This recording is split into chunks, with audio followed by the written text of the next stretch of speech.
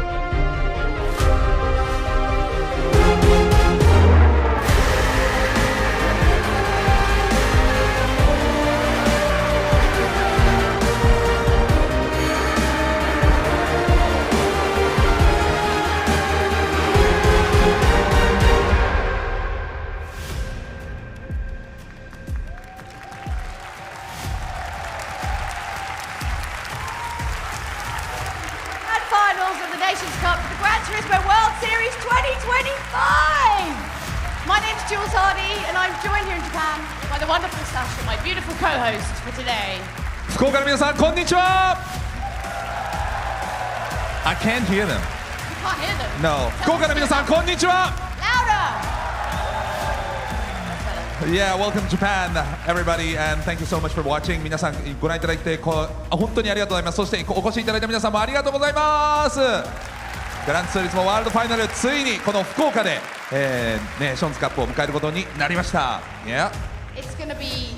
We've got the best sim races in the world. I mean, there's Right. no other way to put it. This is going to be some incredible racing today. The culmination of so many hours of hard work for these drivers. So please show them your support. Yeah.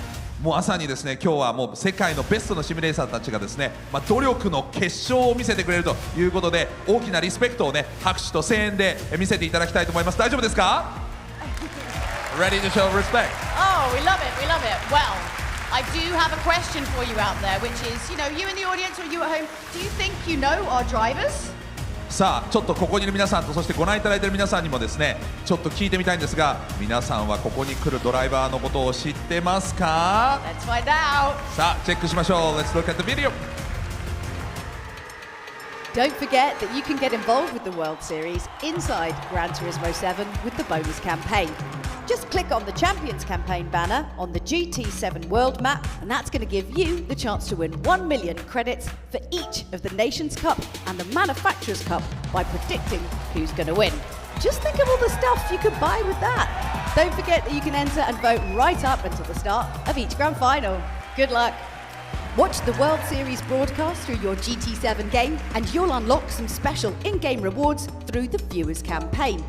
Watch the Nations Cup livestream, and you could win a Gran Turismo F3500B. Everyone likes free stuff, myself included, and here's your chance to grab some.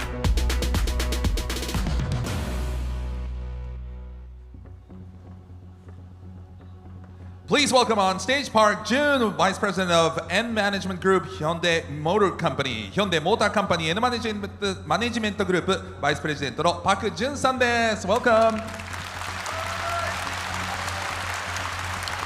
皆様こんにちは。お会いできて光栄です。私はヒョンデ N ブレンド支柱常務パク・ジュンです。よろしくお願いいたします。私の日本語はここまでです。すみません。Wonderful Japanese。大きな拍手を送ってください。素晴らしい日本語でした。そしてステージには山内和則さんにもお越しいただいております。And 和則山内 is with us on stage。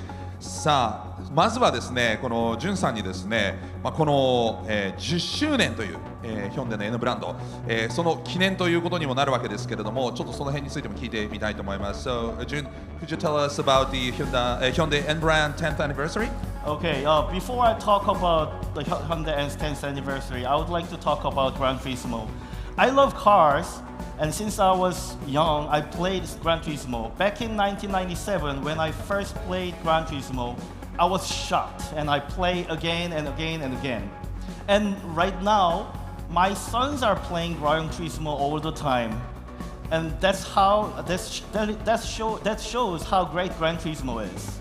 私は97年に初めてグランツーリスモをねプレイしたわけですが、本当にショッキングなぐらい、もう本当楽しかったわけですけれども、今はですね私の息子たちがですね、もう毎日のようにプレイしているんですが、それがいかに、グランツーリスモがですね、影響力が大きいか、そして大きい存在かというのをね、まさに証明していると思います。To talk about the 10th anniversary, this year marks the 10th anniversary of Hyundai N.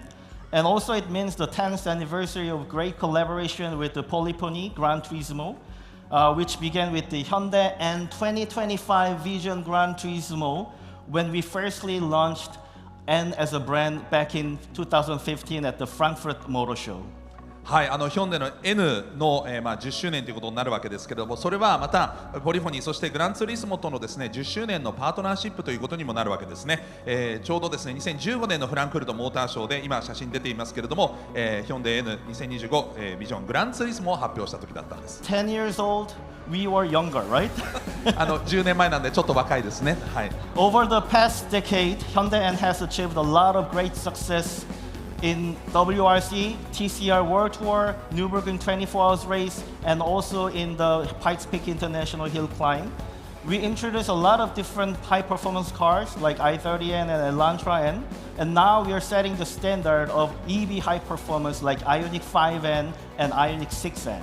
はい、ヒョンデはですね N シリーズでですねさまざまな成功を収めてきたんですね。 WRC、TCR、そしてニュルブルクリンク24時間レース、さらにパイクスピークのですねヒルクライム、そしてですねいろんなハイパフォーマンスな車も、皆様にご紹介してまいりました。i30N とか、あとエラントラ N とか、そして今はですねEV でも、新しいですねスタンダードをまさに築いているというところで、それが Ioniq 5N、そして Ioniq 6N ということになるわけなんですね。はい。ということで本当に素晴らしいんですが、Congratulations。 Thank you。 はい。ね、では山内さんね、本当にこの写真を見るとですね、いろんな思い出もまた蘇ってくると思うんですが、So looking back to these photos, you will, there are lots of memories, I'm sure. Please tell us about your experience collaborating with Hyundai N brand。N ブランドとのですね、ヒョンデとのコラボレーションをちょっと振り返ってみていかがでしょうか。はい、先ほどね、お話があった通り、2015年に僕ら初めて、ヒョンデの方とビジョングランツーリスモを作って、そこがヒョンデの、スポーツライン N ブランドの、スタート地点だったわけですよね。はい、で、以来10年経ってで N ブランドもすごく定着しましたし、ヒョンデという自動車メーカーも、世界で第3位の自動車メーカーになって、なんかそういう旅路にお付き合いできたっていうのはすごく光栄なことだなと思っています。The 10 years ago that was the beginning of the collaboration, but also beginning of the N. And since then, N became a big brand, and also not only N, but Hyundai became the third largest car company in the world. So it's really an honor to join the journey together. That's what Yamauchi-san saying. Thank you. Do you want to add something? Yeah, it's been great working together with the Polypony Digital in the past 10 years. And looking ahead, we are preparing exciting collaboration with the Gran Turismo for the next decade and beyond. On top of adding new cafe menu and also museum content, the ELANTRA and TCR will be available in the next DLC. Right here, you can see maybe. It's an honor to bring one of the most dominant touring car into. Oh, go ahead. Sorry. Go ahead, yeah. All right. It's an honor to bring one of the most dominant touring race car into Gran Turismo. We hope this gives more people more opportunity to drive a professional touring car in an easier way. And actually, the car is displayed outside, which is the winning race car in Super Daikyu 24 Hours race this year. And please stop by and check it out. はい、ポリフォニーとですね、そしてグランツーリスモと10年やってきたわけですが、次の10年もさらに発展的にいろんなコラボレーションをしたいというふうに思っています。その始まりとしてですね、新しいカフェメニュー、そしてミュージアムのコンテンツももちろんですけれども、さらにですね、次の DLC では、このグランツーリスモ7にですね、エラントラ NTCR をですね、同梱するということになるわけなんですけれども、これはですね、まさに今年のスーパー耐久24時間レースの勝者でもあるわけですけれども、最もですね活躍をしている、成功しているツーリングカーをですねグランツーリスモで皆様に気軽にというか、楽しく乗っていただく、そんなきっかけにもなると思うんです。今日はね外に展示もしてあるんで、この会場にいらっしゃる皆様見ていただければ嬉しいなというふうに思っていますということなんですね。いやー本当に楽しみな発表なんですが、It's really exciting. And talking about the next decade is a little bit far away. Do you have anything to add for next year, maybe? Yeah, I have a bunch of things that I want to say, but I cannot say anything any further at this moment. I'm so sorry. But we are cooking great collaborative things together with Polypony and together with Yamauchi-san for the 2026 and beyond. So please stay tuned. はい、来年についてはですね、もうちょっと喋りたいこともあるんですが、まだ言えないことがたくさんあるので、ポリフォニーとともにですね、そして山内さんとともにいろんなことを考えてますので、楽しみにして、そしてフォローを忘れないようにしていただきたいというふうにおっしゃっていますね。So anything you want to add, 山内さん？山内さん何か付け加えることは？はい、付け加えることはありません。確かに準備しております。おーI cannot add anything, but we are preparing. Yeah. Period. All right. ということで非常に楽しみでございます。All right, back to you, Jules. Oh, amazing stuff. Lovely to hear from the Hyundai family who've been involved in GT longer, just a little bit longer than I have. And having been involved in Gran Turismo for, it's been about 8 years now, I know that being in the top 3, going into the Nations Cup, doesn't really mean anything because it can all change in one race. Right, now if you've missed out on all of the excitement up until this point, why don't you take a quick look at the season recap? A very good evening and welcome for Gran Turismo World Series. It is time for the Nations Cup. And let's introduce you to our 12 competitors who are here tonight.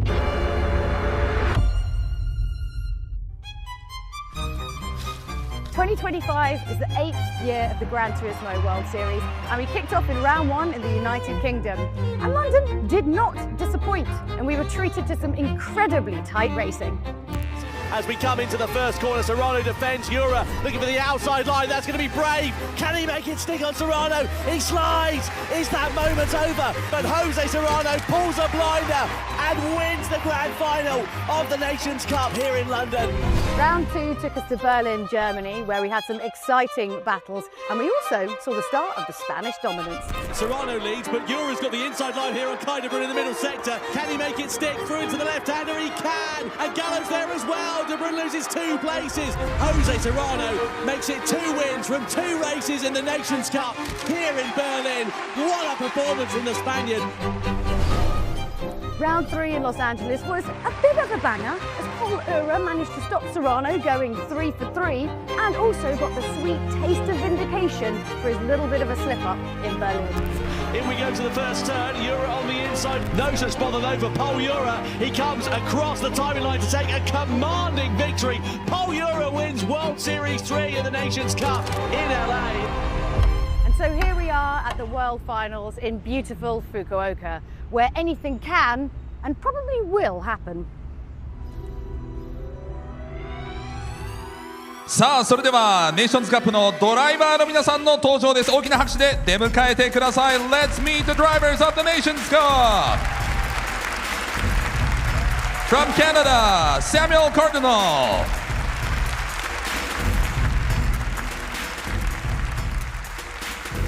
From Brazil, Adriano Carrasa.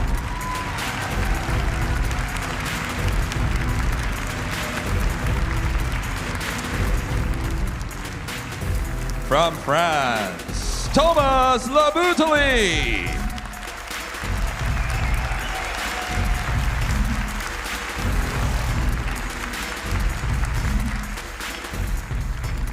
From Chile, Angel Inostroza.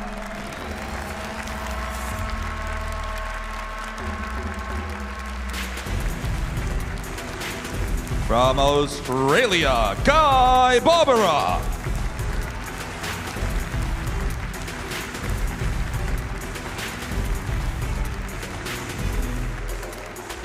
And from the Netherlands, Kai de Bruin.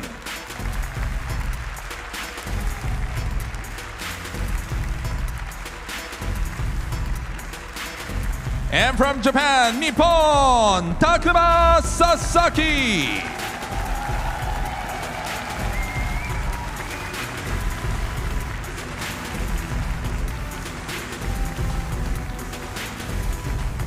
From France, Kylian Drummond.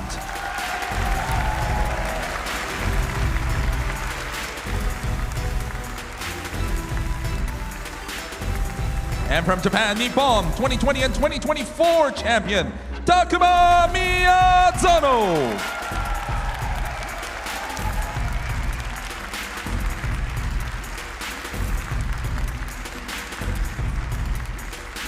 From Italy, the 2021 champion, Valerio Gallo.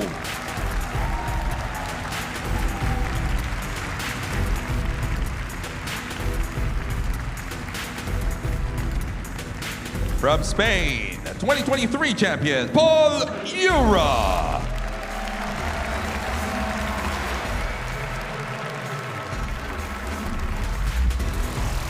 And also the 2023 champion from Spain, Jose Serrano.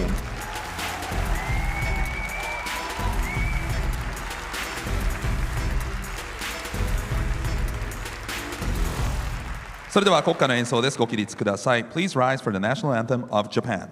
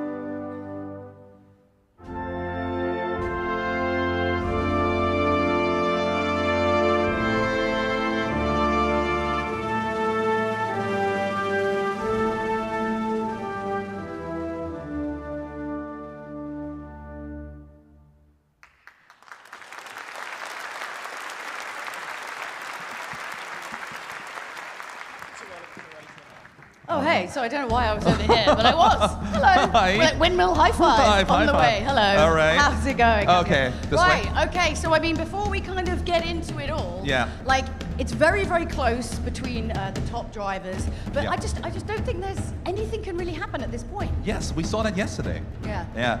本当にね、各ドライバーのポイント差がちっちゃいので、昨日も逆転がありましたけども、何が起きるかわからない。So where should we focus on? I don't know. Like, it really comes down to what happens on this stage. I mean, I Yeah. don't want to discount all the other rounds. Obviously, they are Right. very, very important. Right. But it's the pressure. Like, this Yeah. is the last chance saloon. Exactly. They're going to be a bit more aggressive. Uh-huh. You know, maybe Serrano won't hold off just because it's Pol. You know, you just don't know. I was going to say also, do you think, obviously, our Japanese drivers, obviously, we have the Japanese Yeah. audience here. Is Yeah. it going to help or hinder them? What do you think? Of course, I think they will. さあ、日本のドライバーもね、参加していますけど、日本のこの福岡のお客さんは応援はより一段してくれるんでしょうか。どうでしょう。They will. It's helping. Yeah. It's going to help. I It's think. tailwind. It's tailwind. Yeah, okay, all right. Well, I think it's time that we get these guys on the track. But just before we do that, Yeah. let's take a quick look at the competition format. The Nations Cup features the best 12 drivers in the world from the 2025 online qualifiers. 9 countries are participating in the Nations Cup World Series this season. Spain, France and Japan are the most represented countries with 2 drivers each. Today, the time trial session sets the grid for race 1. Across races 1 and 2, points are rewarded, and each result sets the grid for the next race. In the grand final, all drivers compete for double points, a final chance to shake up the leaderboard. In the end, only one driver will be crowned the Nations Cup champion. You can stop. Okay. Oh, is it me? Yeah. Okay. 宮園選手です。大きな拍手。宮園 on stage. So. Fans, a lot of fans. Yeah. You know, it's home soil, so I'm sure that will help. We just had a tailwind here, so will that help him? Let me ask. 地元です。応援すごいです。ね、日本選手応援してる皆さんどうですか？助けになりますか？もちろん昨日はなんというか変にお腹痛かったんですけど今日はいい感じのプレッシャーかかっているのできっと皆さんにいいレースがお見せできると思います。Yesterday, I had a stomachache in a bad way. Oh, okay. But today, I'm nervous in a good way. Okay, good, So I'm good confident enough. for today. Okay, this is good. And obviously in Los Angeles, you were very aggressive. Are we going to do this today, we think? LA ではものすごいアグレッシブだったわけですけど、今日はどうしましょう？今日はやはり1年間の最後のレースなので、周りもかなりアグレッシブだと思うのでしっかり周りを見ながら、アクシデントに巻き込まれないように、レースをやっていくことを目標に進めていければなと思ってます。So it's a final race, so everybody would be aggressive. So I might check, look around the other drivers, what the other drivers do, and not be involved in a crash, and just, go to the end. Classic Miyazono. Okay, one final question. Takuma, you've been with us for a really long time in Gran Turismo World Series. How has the level of competition improved over the years, you think? 長年ずっとね、you know already. He doesn't need a translation. Anyway, これまでね、長年もうずっとグランツーリスモを戦ってきたわけですけど、その競技のレベルの上がり方っていうのはどうご覧になってますか？もう毎年毎年上がってきてて僕はもう8年間ずっと出てるんですけど多分今年が一番レベル高いと思いますし僕もかなりいい年なので正直なかなか厳しい状況ではあるんですけどやはり去年のチャンピオンとして、情けなところは見せられないので最後は笑って終えられるように頑張ります。I'm in the competition for 8 years. Yep. And definitely this year is the highest level. And I'm getting a little bit older, so I might, I have to be confident, but I'll do everything that I can as a defending champion. All right, I think it's time that we put this nervous energy that's on this stage into something good. Let's give them all a big one round of applause before they start, and we'll throw it back up to Tom and Jimmy. 大きな拍手をお送りください。Yeah, thank you very much indeed, Jules and Sasha. Let's have a look at the points rankings then for 3 rounds into where we are now ahead of the World Finals. Jose Serrano leads it. You can see a 5-point swing he has over his compatriot Pol Urra, who was the winner last time out in Los Angeles. Valerio Gallo up there as well. Takuma Miyazono, Kylian Drumont, Takuma Sasaki all in the mix there as well. 4 drivers yet to score though so far in 2025. Surely they're going to be able to get some points here today, but are they going to be able to challenge for more positions than that? Here is your driver lineup. We've had the same 12 over the course of the season so far. And Jimmy, the momentum at the top of the table is very much with the 2 Spaniards. Yeah, it's really hard to argue against that, really. Serrano and Pol Urra both looking extremely strong over practice and qualifying. And we know these guys, they know how to win races. It sounds silly, but of course, if you're not used to that pressure, it can really go against you. But of course, we can't count out people like Miyazono, but like Gallo, both past champions, all very much capable of doing it again. Yeah, no doubt about it. And of course, in terms of the format for tonight, we've got 2 races for you. Then we've got a grand final as well. Let's have a look at the first set of circumstances for the drivers, because of course, being the Nations Cup, we can throw anything at these guys. And we've got the brand new Circuit Gilles Villeneuve, part of the Spec 3 update that came to Gran Turismo 7 earlier on this month in the Gran Turismo F3 500B, essentially a 90s formula car. And with a little bit of a twist, this has an engine swap. The engine from the Spas F1 V10 Renault engine in this thing. So sounds glorious, and earlier our competitors had to try and tame this car for qualifying around the Montreal circuit. It was Cardinal who set the early pace in his Canadian liveried F3500 there, doing a 1:15.2. Carrazzo early on making his one mistake into the wall of champions. I mean, that's one way to become a champion, I guess. Yeah, a bit disappointed there was Adriano Carrazza, and you can see the visible frustration there for him as he made his way round that final corner to come across the line, being the last of the qualifiers so far. This is Kaida Brun. He's always been a bit of a hot lap specialist, and he was on imperious form out on the track at this point. He came across the timing line, and was it enough to better everybody else? It certainly was, going to provisional pole position. Then it was all eyes on Kylian Drumont, the flying Frenchman. Will he be able to depose Kaida Brun's quickest time? Not quite, sadly. Only third best for him. And interesting, of course, Zono, someone we tend to expect to be quite a sharp end in these downforce base cars, going wide down left, just touching the grass, up to slow them down slightly on the way to the line. In the end, only good enough for fourth position for Zono, but then dethroned slightly by Pol Urra. That was Jose Serrano, our current points leader. What can he do? Very important qualifying session for the Spanish driver. Looking good through the first two sectors, but that 15.2 by Kaida Brun, mighty, and just proving to be slightly too much for Serrano, who slots in third position. Kaida Brun there. Yeah, that's how you want to start your weekend, isn't it? Get that pole and get that out of the way. Certainly is. Not the first time that we've seen the Dutchman on pole position. So confirmation of the results from qualifying, and indeed how the starting grid will line up. Kaida Brun is on pole then, with Samuel Cardinal alongside him on the front row. Then it's Serrano, Drumont, Urra and Miyazono, Lebutele and Gallo. Then Sasaki, Barbara, Inestrosa, and then of course Carrazza, who we saw biffing it into the barrier on his one and only flying lap. Bitterly disappointed was Adriano Carrazza there. No surprise about that at all. Now, a new feature, of course, with Spec Free is the data logger feature. So basically we can overlay two laps. We've got Samuel Cardinal and Kaida Brun going head to head here. Different laps, different lines through the corners here, Jimmy. But what are you picking out from this? Well, look at the lines at the top of the graph there. You can see the minimum speed between the two drivers. Of course, Kai with the blue line and Sam there with the yellow line.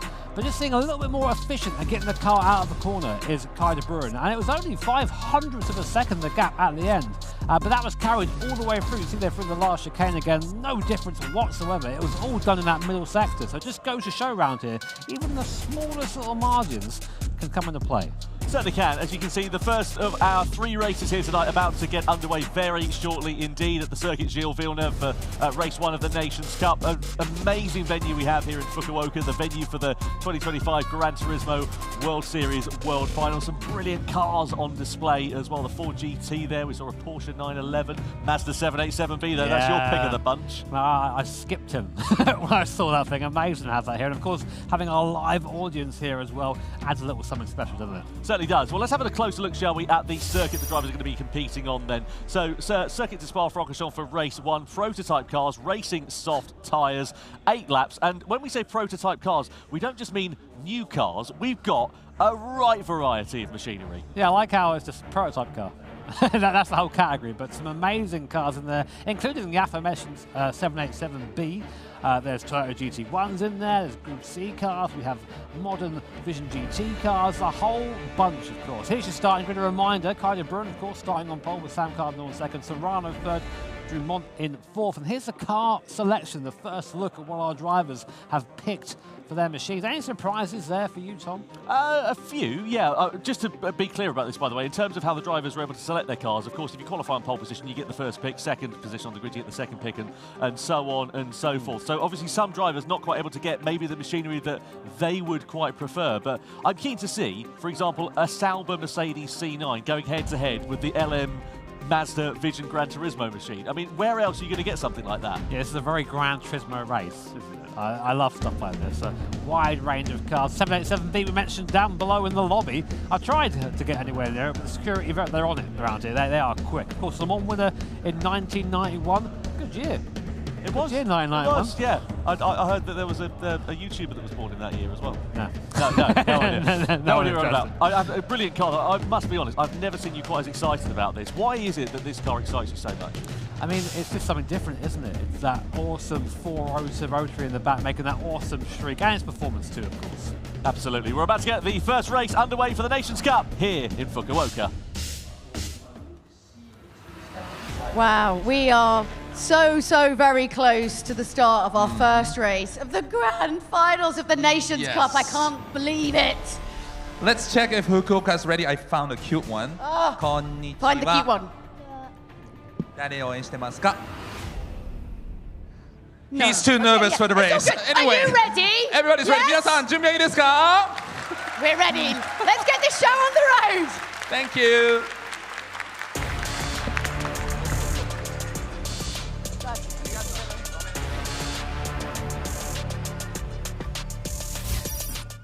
Race 1 of the Nations Cup for the Gran Turismo World Finals then about to get underway here at the Circuit de Spa-Francorchamps. Let's see how this one is going to play out then. Prototype machinery and a variety of different cars over the course of this legendary circuit in the heart of Belgium. Kai de Bruyne in the Toyota GT1 on pole position. He's got Samuel Cardinal in the Sauber Mercedes C9 alongside. Then you've got Jose Serrano in the 2010 Peugeot 908. Kylian Drumont in the Nissan R92. That's going to be a tricky machinery on the limits, with Pol Urra in 5th place in the Jag XJR9. Then the Mazda 787B that we saw a few moments ago. Takuma Miyazono behind the wheel of that one. The Toyota GR10 Hybrid from 2021 is alongside Valerio Gallo's Porsche 962 from the 80s. Then you've got Takuma Sasaki in the Porsche 919. Guy Barbara in the Mazda LM55 Vision Gran Turismo. In a Stroza in the Audi R18 from 2016. And Adriano Carrazza in the Hyundai N Vision Gran Turismo machine. Now, Jimmy, as we said, variety of different machinery for this one. There's been a fair bit of balance and performance action going on as well. Yeah, really tricky, because a lot of these cars, of course, would never race each other in periods. To get them to race well together here is one of the tasks of our BOP management here. But something to mention, of course, I actually had a go at some of these cars earlier on in that 787B. Very capable car around here, very quick in the corners. But that GT1 Toyota we've seen from practice, incredibly fast down the straights, but lacking in the corners. So it's going to be an interesting one, this. I don't really know how to call it right now. No, absolutely not. And just to remind you of the points as well, it's double points on offer for the first and the second race compared to what we've had so far in the GT World Series. So 6 points was on offer for the wins in the first 3 events. Now it's 12 points on offer. That then gets doubled again for the grand final here tonight. So there's a lot to play for and a big opportunity for an upset in terms of the standings, with Jose Serrano, of course, still leading. Let's get the race underway then. The Nations Cup Race 1 here in Fukuoka is go, with Kai de Bruyne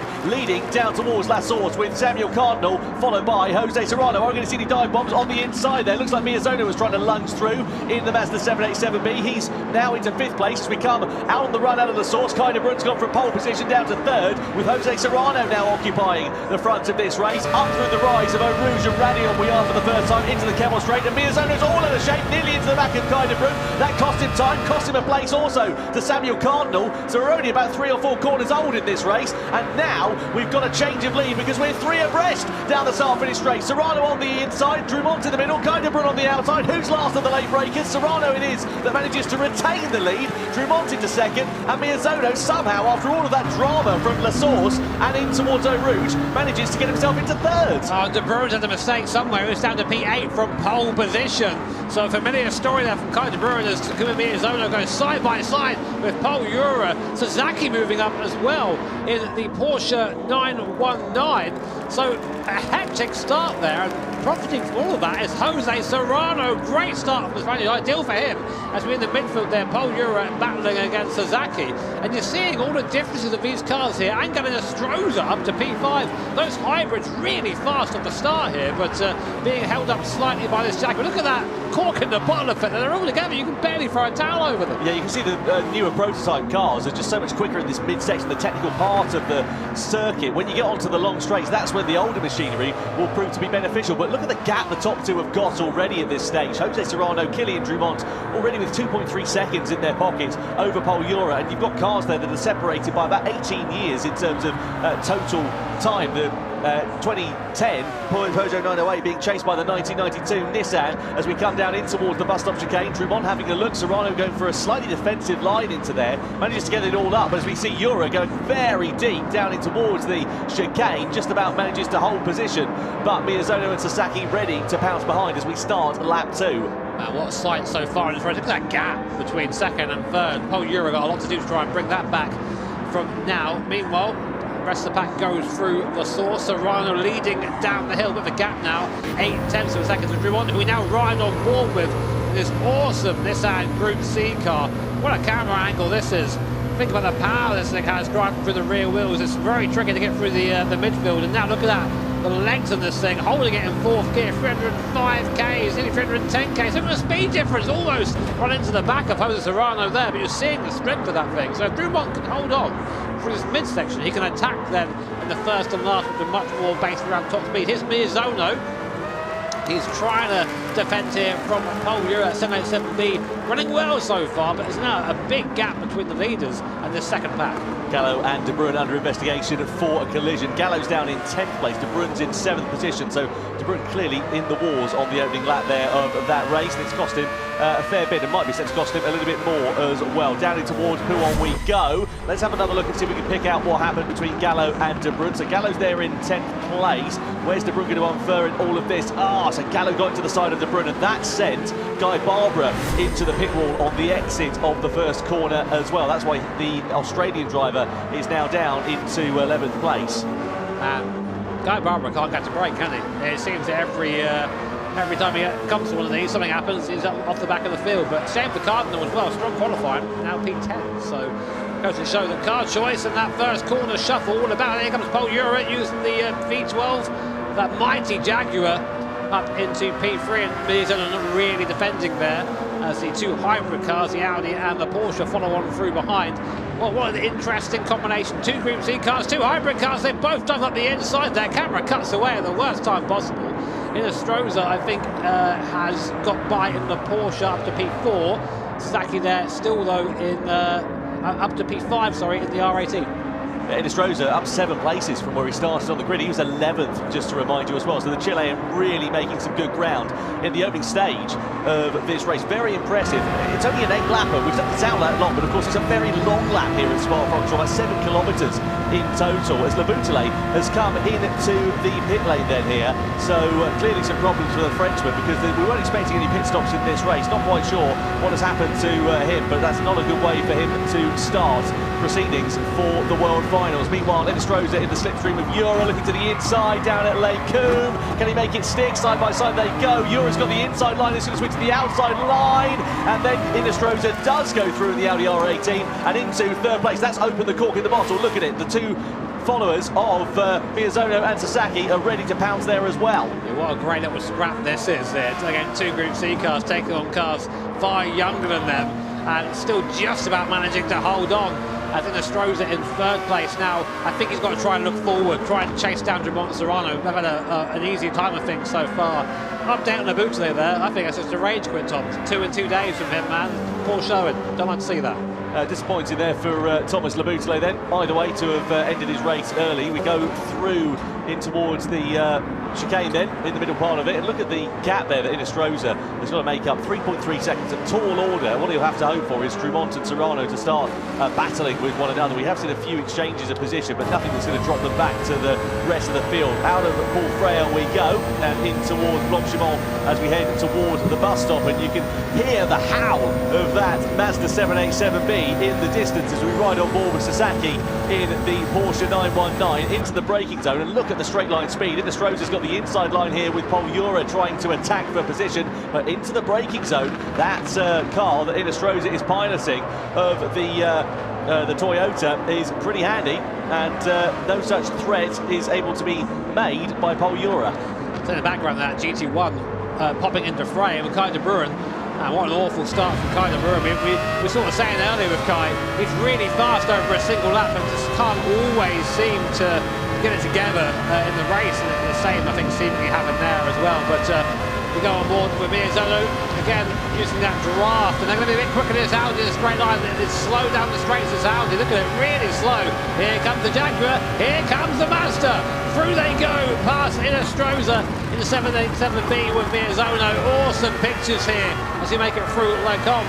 And what an awesome little back and forth is these hybrids. They charge up the hybrid during the braking zone, so they'll get a burst initially out the corner, then they're slowed down into the straight, whereas these 787Bs, what's hybrid, they say? Just let's just burn more dinosaurs. That's how they do it. Yeah, certified 90s moment there. Yeah. Super fast down the straight with those two cars. In Astro's we ride on board with him. My apologies, I said he was in a Toyota a few minutes ago. Of course he's in an Audi R18. I need to get my eyes tested. Coming down into towards Puon we go as we ride on board with the Chilean driver. Interesting fact for you, by the way, half of this grid, 50%, they're all former champions in one way or another. Some in the Nations Cup, some in the Manufacturers Cup, but a very, very well-esteemed grid in this, and that is why we're seeing such close competition on track. Through this chicane we go, as Miyazono is now going to be the driver that is under threat here from Inestrosa. Of course, both Serrano and Inestrosa both part of the winning combination for the Manufacturers Cup yesterday, so they're on a bit of a high at the moment with that momentum. We enjoyed this battle yet again. Definitely the most interesting part of this race, this little scrap for third. As at the front, you see that Urra is just trying to get away in the Jaguar, but they can't do it. As soon as they break down here again into the bus stop, it's a big recharge over these hybrids. They're going to have a huge burst of speed coming out of his corners here and have a chance of getting back on through past the Group C cars. Not a great race so far for Kaide Brun, as we know from pole position. He's down into 7th place. Also for Sam Cardinal as well. We've hardly mentioned the Canadian. He's into 10th position at the moment, considering where he started on the grid. He was on the front row. So the two drivers who were very quick in qualifying earlier on this afternoon, it's not translated into a strong race result for them here so far. Still a few laps left to go though, as we come over the rise of Eau Rouge and Radion. Inestrosa all over the wheel tracks of Takuma Miyazono here. So Audi R18 versus Mazda 787B versus Jaguar XJR9 as well. Down the straight we go. Urra goes for a slightly defensive line, just moves over to the right hand side, back into the traditional racing line for the braking zone. Miyazono not able to launch an attack into Leiku. Yeah, I saw Sam look at the gap for the lead there. Drummond getting much closer down that first sector. Again, that Nissan that he's piloting, trying to follow Jose Serrano much quicker down the straight. Pol Urra setting the fastest lap of the race in that Jaguar, so there's still pace there for sure. And the lap times all super similar there. The top three drivers have all done a time within 300 of each other. Yeah, exactly. So fastest lap, but it doesn't count for much because, of course, the gap's going to stay exactly the same. So Urra, despite the fact that he's pushing on like he's left the gas on, as Miyazono's got a 1 second penalty for colliding with another car. Now that's going to be very detrimental to him because you've got Inestrosa, you've got Sasaki, all within a very close distance. So it's going to drop him down a minimum of 2 places here, and it might bring him off of the back of that group as well. Let's look at what happened then for Takuma Miyazono. So we're away for this one, then coming down in towards the first corner, side by side, and Miyazono just biffed it into the back of Kylian Drummond. That is what sent the Toyota wide at the start of this race and cost Sam Cardinal positions. No, that was kind of rude. I beg your pardon. In there, but yeah, so I wondered how we got over there. I remember seeing that, thinking, how did you get there? But that apparently is how that happened. So Pol Urra then, his job's going to become slightly easy now that Miyazono's off the back of that little pack here. Let's see if that 787B now can get back in touch with his hybrids now at the draft. So here's the battle for the lead. Jose Serrano leading still in that Peugeot. Behind him, though, Kylian Drummond in that Group C car. Now this is where that Nissan has the legs. Watch that gap as we go over Eau Rouge and Radion and up towards Les Combes. The live point stands on your screen now. Unsurprisingly, Jose Serrano would increase his lead if the race were to finish as it is now. But still 2 and a bit laps left. We're on board with Drummond. Look at this in the tow again, over 300 kph. Almost driving up to the back like he's standing still there. He's just trying to show his nose, but from that far back, that's a different postcode. I'm not sure that's going to happen. No, exactly. If he was a half a second closer or so, you know he would be very much within striking distance going in towards that chicane. But as you say, just a bit too far away at this point. So lap 6 out of 8, we're on pretty steady at the front end of this race. Serrano and Drummond, that gap sort of ebbing and flowing, but not really coming down to a point where Drummond is able to launch a move. And you can see coming down through this technical second part of the circuit here, that's where the newer car, the car that's Jose Serrano, the 918 that he's piloting, is going to be at an advantage relative to the Nissan that Kylian Drummond is driving. That's a good middle sector though by Drummond. This is where Serrano's been sort of gapping him over the last couple of laps. Let's see what he's like through the chicane here and through the Stablos, because that's where Serrano needs to build the gap. He's vulnerable on the straight. So here we are, out of the right-hander. See the drive of the Peugeot out of there, great acceleration, but now he's got to try and contend with 700 horsepower on Nissan Group C goodness. So up towards the bus stop here. Is this corner flat for Drummond? It must be in this thing at this speed. Let's have a listen. Not easy. But look at this now. Really close to Serrano. Will he go for moving to the bus stop? know, but you have to think, Tom, he's thinking about something maybe the end of Interlake. Feels like a bit of a dress rehearsal, doesn't it? Serrano was slightly deep in the middle part there of the bus stop chicane, but due to the nature of that corner, you can sort of gather up that mistake, and it doesn't really cost him too much time. Subsequently, he has a massive boost coming out of the final turn, going down in towards the first corner. Run down in towards Eau Rouge and Radion. It's just, again, ebbing and flowing. He's a little bit closer, a couple of tenths of a second to the better. Last time around in terms of the lap times, literally a tenth of a second separating Jose Serrano and Kylian Drumont. Pol Urra's challenge looks to have come to a bit of a halt, unfortunately. He was in the 203s last time, so whether that's a mistake or whether that car is just chewing through his tyres a bit more remains to be seen. But either way, Urra not quite close enough. Someone who is closing, though, is Kylian Drumont. He pulls alongside Jose Serrano as we come towards the braking zone. That's as close as it's been for now for Kylian Drumont. That's his best opportunity yet to challenge for the race lead. Maybe that is the dress rehearsal that we are seeing from the Frenchman as we get ready to go into the final lap and a half of this race. And you couldn't have two more different cars, could you? A Peugeot diesel versus a Group C Nissan. Meanwhile, here is Sasaki in the 919 Evo going almost into the back of Inestrosa, dive up the inside there. Very opportunistic. I don't think he meant to go for that, to be honest, but he saw himself going up the inside. That was that. So there is Sasaki in the 919. It's a rare sight, that, actually, seeing two cars from pretty much the same era actually fighting with one another in this race. Fantastic job that Sasaki has done to get himself into fourth position. Third place would be even better, though. More points on offer. Just another reminder for you, 12 points is the maximum for the race lead, all the way down to 1 point, of course, and double the points for the grand final. Nose to tail we are, though, still from third all the way down to sixth place at the moment, with Miyazono bookending this one in the Mazda 787B. So I'm keeping one eye on the gap between Serrano and Drumont here, because that's going to be super important coming on to the last lap. Keep an eye, though, also on this fight. Urra hiding this train. Miyazono has managed to climb his way onto the back of the train after that penalty, so he's not out of it yet. We've got 4 places up for grabs in this last lap of the bit. In goes to the inside. Sasaki to defend from Inestrosa. He's going to try a long way around. Is he going to make it stick? He's still just about got a nose there. Inestrosa making that work. Now it's a drag race down the source. Sasaki's going to win that one.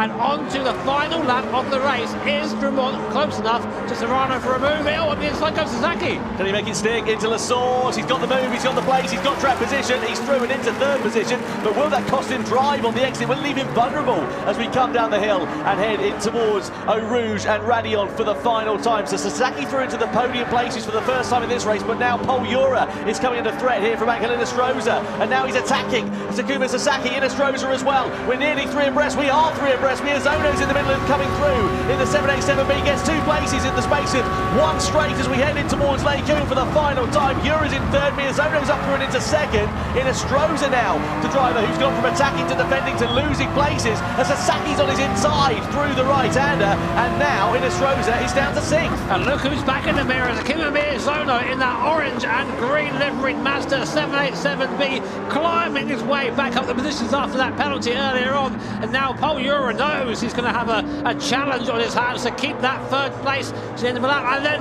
Miyazono crowding Sasaki there to the edge of a circuit. A bit late that move, but you're seeing the difference in acceleration here. That 787B cannot contend with the hybrid power of the 919 Evo and the Audi, but only half a lap to go.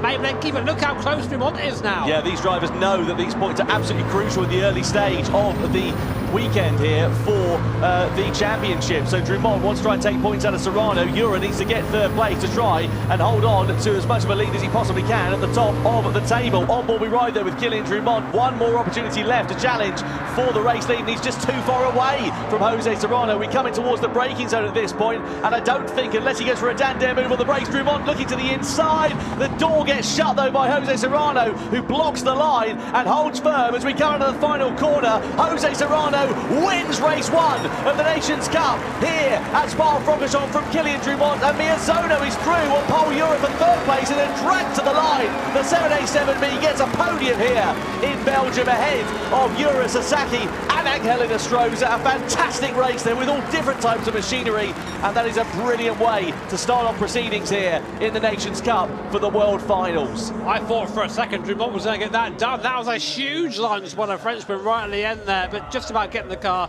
slowed down. Serrano, what a strong start to his campaign, leading coming into this weekend, extends his lead now as well looking very good for the Spanish driver. Of course, I mentioned as well, Timo Miyazona, great comeback after that penalty. P3, still very much all to play for at the end of race 1. Absolutely, and in terms of race 2 as well, Jimmy, for the Nations Cup, I don't want to spoil things too much, but we have sort of had a taster as to what we're expecting for the car and circuit combination. What's it you say, Tom? You've got the flavour. I've got the flavour. I have definitely got the flavour for that after what we've just seen there. But that's going to be even more exciting because, you know, we're throwing a completely different set of circumstances for these drivers. And that race was an absolute thriller. Let's look through some highlights of it, shall we? Amazingly, Kyle Brun and Samuel Cardinal started it on the front row of the grid. As we went down towards the first corner, though, it all kicked off. Miyazona was a bit late on the brakes. He went into Drummond, who subsequently hit De Bruyne, sent him wide and lost positions. Then it all kicked off a bit further behind there as well. That's Kyle Brun, who was then in the mid-pack at the start of the second lap. It sent Guy Barbara into the wall. But the battle for the majority of that race was focused on the final podium places. We had Urra, Miyazono, Inestrosa and Sasaki all dueling for position, pretty much corner by corner. Yeah, I mean, it was so cool seeing these Group C cars go up against these LMP1 prototypes. And at the front of the field, you've got a diesel Peugeot leading from 1,000 horsepower Nissan. I love Gran, man. This is what it's all about for me. But the fighting was strong all the way through. I mean, these guys changed positions about 5-6 times a lap. This was Sasaki getting by Pol Urra. At this point, Miyazono was in 6th position. But he wouldn't be there for long. Look at this draft he would get through here, overtaking the two hybrid cars, going high downforce configurations here. Through he goes, just squeezing by, almost getting hit into the grass. A little bit of a contact with Inestrosa there as well. He comes back onto the line and then onto the back of Pol Urra. But it was this man, Jose Serrano, leading from pretty much flight to flag. Takes his first win of the weekend. Drummond in second, and Miyazona coming home. That last podium position, third place. Great start for Jose Serrano's championship challenge here this weekend. Disappointing end, though, for the man who, of course, was leading the championship prior to the start of this one. Pol Urra finished in 4th place, lost a handful of points to Jose Serrano. So, to my maths, I reckon they're going to be tied on points at the top of the table. Drummond there in second, Miyazono in third. Then you've got Sasaki, Inestrosa, etc. Valerio Gallo down there in 7th place, ahead of Kyle Brun and Sam Cardinal, who both started on the front row of the grid. Adriano Carrazza there, bookending the points in 10th position. Yeah, so Serrano was leading going in, Tom, so he'll be... Beg your pardon, yeah, of course he was. He'll be further ahead, if anything, there. But, yeah, I mean, that's our first set of points for the day there. I mean, commiserations there to Guy Barbara and Lamutale, but, yeah, very much looking forward to seeing what comes next. So we are joined with the winner of race 1, Jose Serrano. Hi, how are you doing? I mean, I feel like you're very comfy. You've got your strategy down, which is just get out in front and let everyone else have a more chaotic time behind you. Yeah, the race was chaotic behind me because I had Kilian behind me from 1 second to 1/10, so I was calm with him because I knew that I had a good car for the race. So yeah, so happy with the result. I mean, it was great. You didn't know it wasn't too stressful. Yeah, that's okay. 後ろからね、ドルモント選手が来てたんですけれども、自分はね、1秒から1秒間半ぐらい離れてたんで、安心して走っていたということなんですけど、じゃあプレッシャーはなかったんでしょうか So you didn't have any pressure from Kilian, you know? Didn't feel any pressure? Breathing down your neck. I'm really calm right now. Really? 今、とっても落ち着いてる。全くプレッシャーなかったということです。Wow. What breakfast did you have this morning? I need to know the magic. It's a secret. Secret. Yeah. Oh, I see. It's a secret. It's been, it's really been your year this year. I mean, what do you think? What has been different to other years? Do you think, in terms of your mindset and how you've driven? I think I am very confident in myself. So it's the big difference for this year, and I hope I win the title this year again. はい、今年ね、非常に調子がいいんですけど、今までとの一番の違いは自分に自信が持てるようになった。なので今年またね、チャンピオン取れたらいいなというふうに思っていますということですね。Yep. Confidence, positive mental attitude. You should be my teacher. Sensei. Sensei. Thank you so much. Congratulations. おめでとうございます。大きな拍手をお送りください。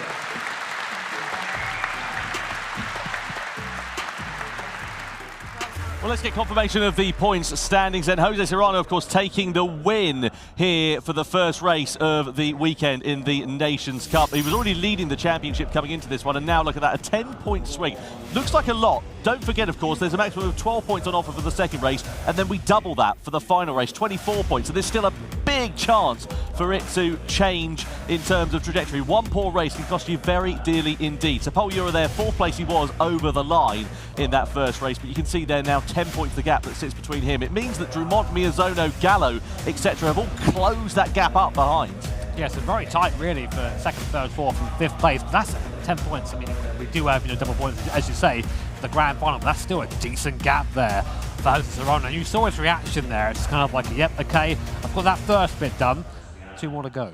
Absolutely, yeah, and it's not the first time that we've seen some fantastic racing action so far this weekend. Of course, we had the Manufacturers' Cup here yesterday, and it was a bit of a thriller, wasn't it? We really did enjoy some exciting racing action, which went down right to the checkered flag. But not only that, we also unveiled this, the first event in the Middle East happening for the 2026 Gran Turismo World Series. We're going to Abu Dhabi on the 28th of March to kick off our year. What an absolutely thrilling prospect that is. It was announced in front of the crowd here in Fukuoka. We had His Excellency down on the stage, and then of course we crowned our champion as well in the Manufacturers' Cup. We saw Porsche starting on pole position in the grand final. We saw battles though with Mazda, which went right down to the closing stages of the race. It did. We thought that it would be a showdown between Mazda and Porsche, but in the end it was Sato for Porsche bringing the car home and giving that manufacturer's title to Angelo Stroza, and of course his other teammate Jose Serrano leading today as well. So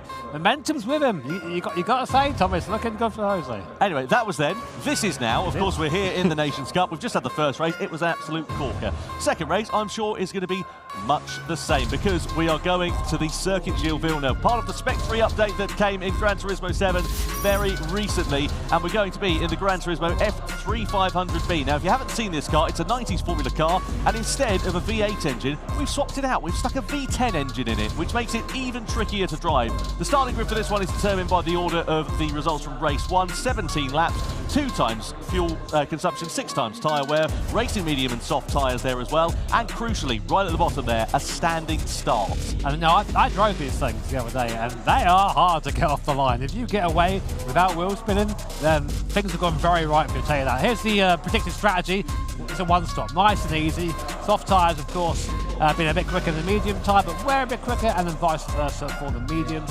I don't think there's going to be any fueling needed here at all. It's all about just making sure you use that tyre properly. So there is some scope for maybe an undercut or something, a bit of strategy, but really it's going to be about just driving the thing well. Absolutely. Let's have a look at the starting grid. Then, of course, as we said, it reflects the results from race 1. So Serrano on pole with Drummond in 2nd place. Miyazono, Urra, Sasaki, Stroza all there inside the top 6. Then Gallo, De Bruyne, Cardinal, Carazza, Guy Barbara, and where Thomas Laboutelet should be, there'll be a gap because he's not participating in any further races here tonight. So let's have a look at this F3500B then. This, of course, is a car that came to Gran Turismo 7 earlier on this year, and I have to say, it's already a firm favourite amongst drivers and fans. Yeah, if you're of a certain age, like myself, this is a bit of a nostalgia bomb right here. Amazing thing, as Tom said earlier, V10 engine from the Espace F1 crammed into the back. That's a Renault V10. Over 800 brake horsepower, something that weighs just over half a ton.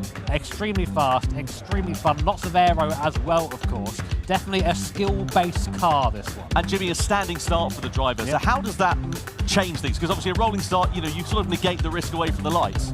It's really interesting. The standing starts, you stand to lose a lot, because if you get too twitchy off a line, which is very hard to do because you're waiting for a light to go out, it's very easy just to give that bit too much throttle. Once you start those wheels spinning, it's pretty much impossible to bring it back. Absolutely. Well, anyway, let's go down to Jules and Sata then ahead of the second race of the evening for the Nations Cup here in Fukuoka. Time to go racing. All right, race 2 is coming up, and the gap is huge against Serrano. Serrano is ahead, but that doesn't mean anything. Okay, Fukuoka, you ready for race 2 in the Nations Cup? Are you ready? Genki desu ka? We're ready. Let's hope the drivers are ready, because it's about to start.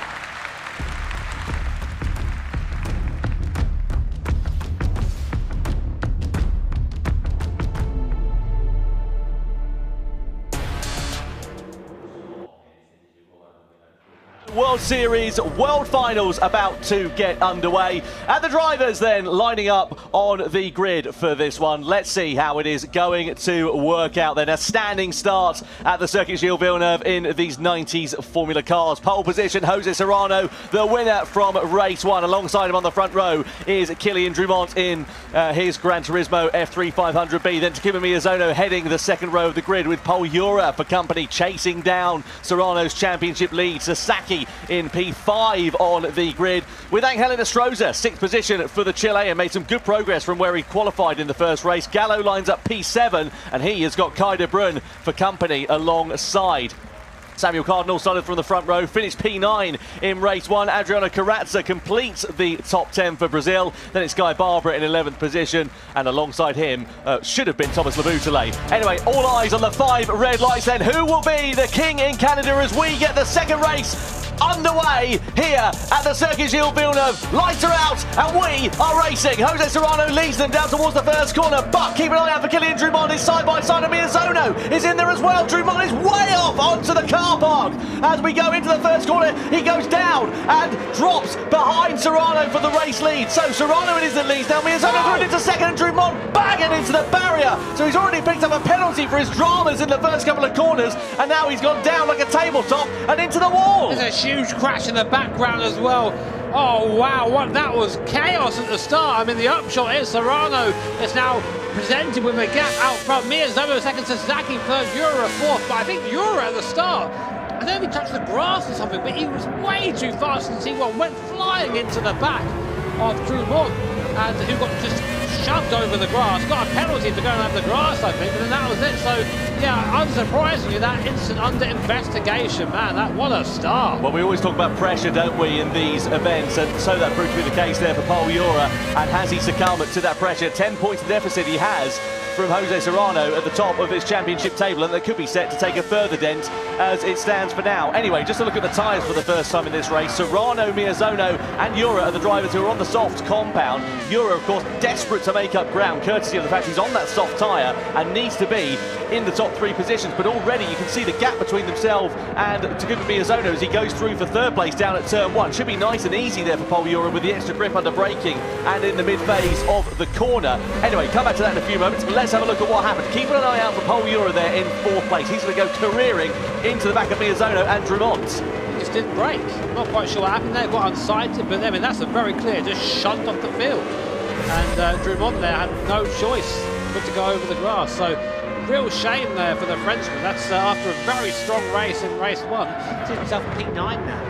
Yeah, disappointing there for Kylian Drumont, not through any fault of his own, I might like to add there as well. Meanwhile, sharp end of this one, that's the joy for Jose Serrano, who's just been able to keep his nerve calm and keep his powder dry for now. He's up into the lead of this one with a second or so's advantage over Takuma Miyazono. Miyazono just sort of flirting on the edge of that slipstreaming range in this race, but certainly not close enough to launch an attack at this point. And just to remind you, of course, there are 2 tyre compounds in this one. They must use each tyre compound at least once in this race. So we'll see how that one is going to work out. It's a 17-lapper. It's a fairly long race duration, so you want to try and extend those soft tyres for as much as you possibly can, but it's finding that balancing point, isn't it? It's being on those soft tyres for as long as you get the performance out of them, but not too long so that they go off a cliff and then you end up losing time.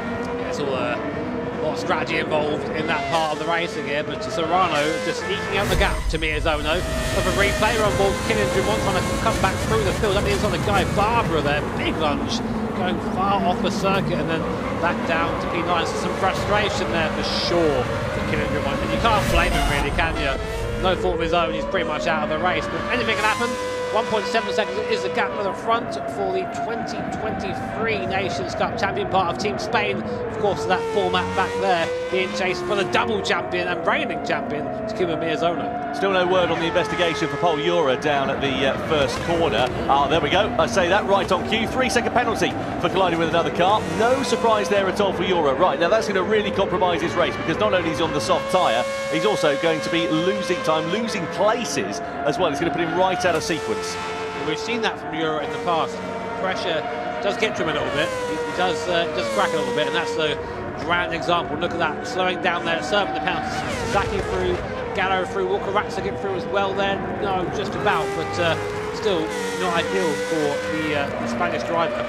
Yeah, now trying to attack and retaliate against Valerio Gallo. Down the start-finish straight we go. Urra has the inside line and gets the move done quite easily into turn one. Carrazza's there really to try and pick up the pieces as well. He's also on the soft compound of tyre. He tried to make some ground from where he started. He's made up 4 places from 10th on the grid there, Carrazza. He just needs to do something there, does the Brazilian driver, as we ride on board with him now, because being mired in the pack there, you might as well throw something different at it and try and make some ground whilst the field is all concertinaed up. Through the middle part of the first lap, first sector we go, as Rumon's also picked up another penalty there, I can just see, for his troubles. Presumably that's for track limits, because we haven't seen anything otherwise, but it's just going from bad to worse for the Frenchman. Yes, on board there with Adrian Agrazza, Brazilian driver.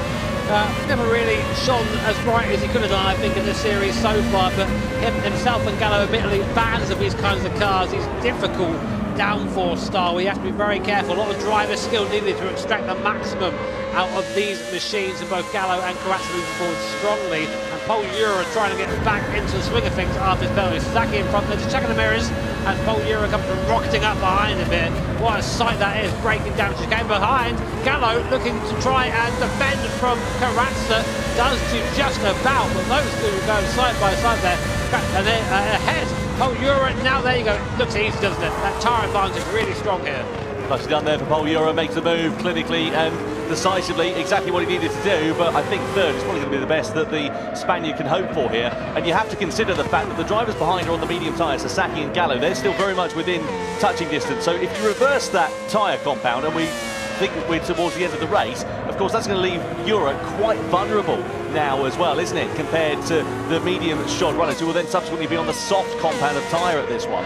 And Serrano right now in a different league, 3 seconds down the gap to Miyazono. His last lap time was 7/10 faster than anyone in the field. Ridiculous pace from Jose Serrano, just not leaving anything to chance. A reminder of the points awarded for position here. Of course, for Serrano, another 12 points will put him very nicely one step closer to that 2025 crown. But still early in this race here, a long way to go. Pit stops to be made as well, strategies to unfold, all to play for. Certainly is. Down the back straight we go, in towards the chicane once more. Carrazza again falls under the wheel tracks there of Valerio Gallo, not quite close enough to launch a move. Just a point to mention as well, by the way, the pit entry is right at the end of this long back straight. It's a fairly quick pit entry, and we saw the race in the eSport team competition earlier on as Carrazza goes for the outside line here on Valerio Gallo. Gallo just about covers him off in towards turn 2, but Carrazza there, you think he'd have a bit more grip under braking, but has to turn tighter, then gets a bit of wheel spin and loses time out of the second corner. But just finishing off that point about the pit entry, very fast into there. Drivers are going to be careful to not cut the lines too much on the way in, because they will pick up a 3-second penalty if they do. Yeah, I mean, we, again, something I practiced a bit earlier on is how fast can you box these cars? Very fast is the answer, and it is a very narrow margin to get through it at that speed. So on board with Valerio Gallo then in this F3500, 800 horsepower sitting behind us, a little bit intimidating, so nice and easy in that lap. This is spinning the wheels in third gear, that's how much power these things have. Towards the hairpin now, late down the ranks, machine gun down through the gears into second for traction on exit.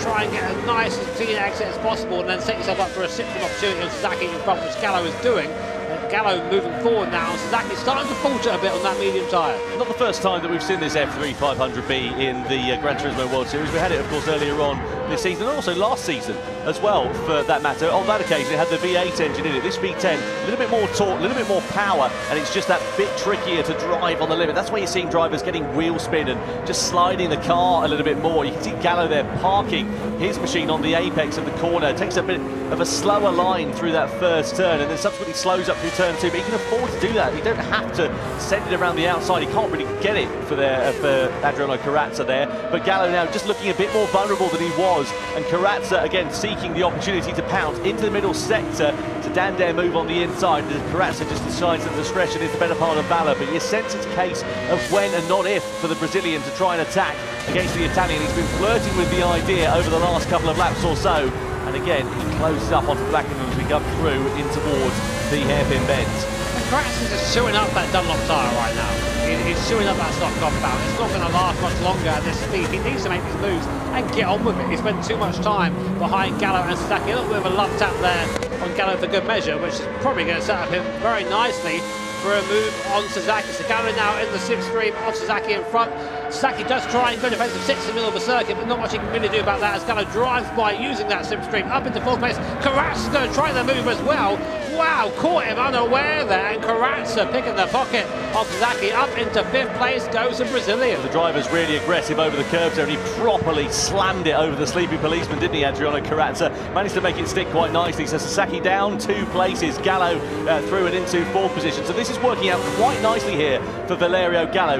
Urra, of course, he's in 3rd place, as we know, but he's still some 6 seconds off the back of Miyazono, and of course he's going to owe the medium compound of tyre at the end of this race, which is going to leave him vulnerable because Gallo will be on the soft compound of tyre. So you would imagine that Gallo is going to be a shoo-in for a podium if it all continues going his way. Sasaki with a big amount of wheel spin through the second chicane, just about manages to gather it all up okay, but costs him a bit of time. So maybe a bit of frustration creeping in there for the Japanese driver as we come through the second sector. You can see the car starting to move around here now, so maybe those medium tyres coming towards the end of their useful shelf life. Well, it's just also how aggressive you are on the throttle. You can really burn through the tyres by just slipping them out of each corner. It's part of the challenge of driving this absolute monster, as Karatsa now struggling to keep up with the unleashed Valerio Gallo, despite being on the faster compound of tyre. We'll check lap times as they come through to get an idea of all his bits. Pol Urra decided to come in. Does Karatsa as well in the background. Just a blur, flash in the background there. Wow. Yeah, so he's coming in now to get rid of that soft tyre. Gallo, this is a lap for him. He needs to get this right. It's be a strong lap for him. Same for Sasaki as well. But for Karatsa, he's had his best tyre now, and really got to just try and see what he can do from here. Yeah, damage limitation, isn't it, for Adriano Karatsa? He tried to do something different. It's sort of half worked out for him. He'll gain a few more places compared to where he started this race, but I don't think it's going to be a challenge for the podium for the Brazilian driver. Watch him prove us wrong. Here is Pol Urra then coming out of the pit lane, careful of the white line on the exit there. Another place where you can pick up one of those 3-second penalties. So you've got 3 drivers now on the soft compound of tyre, Barbara, De Bruyne and Cardinal. Meanwhile, this is Karatsa.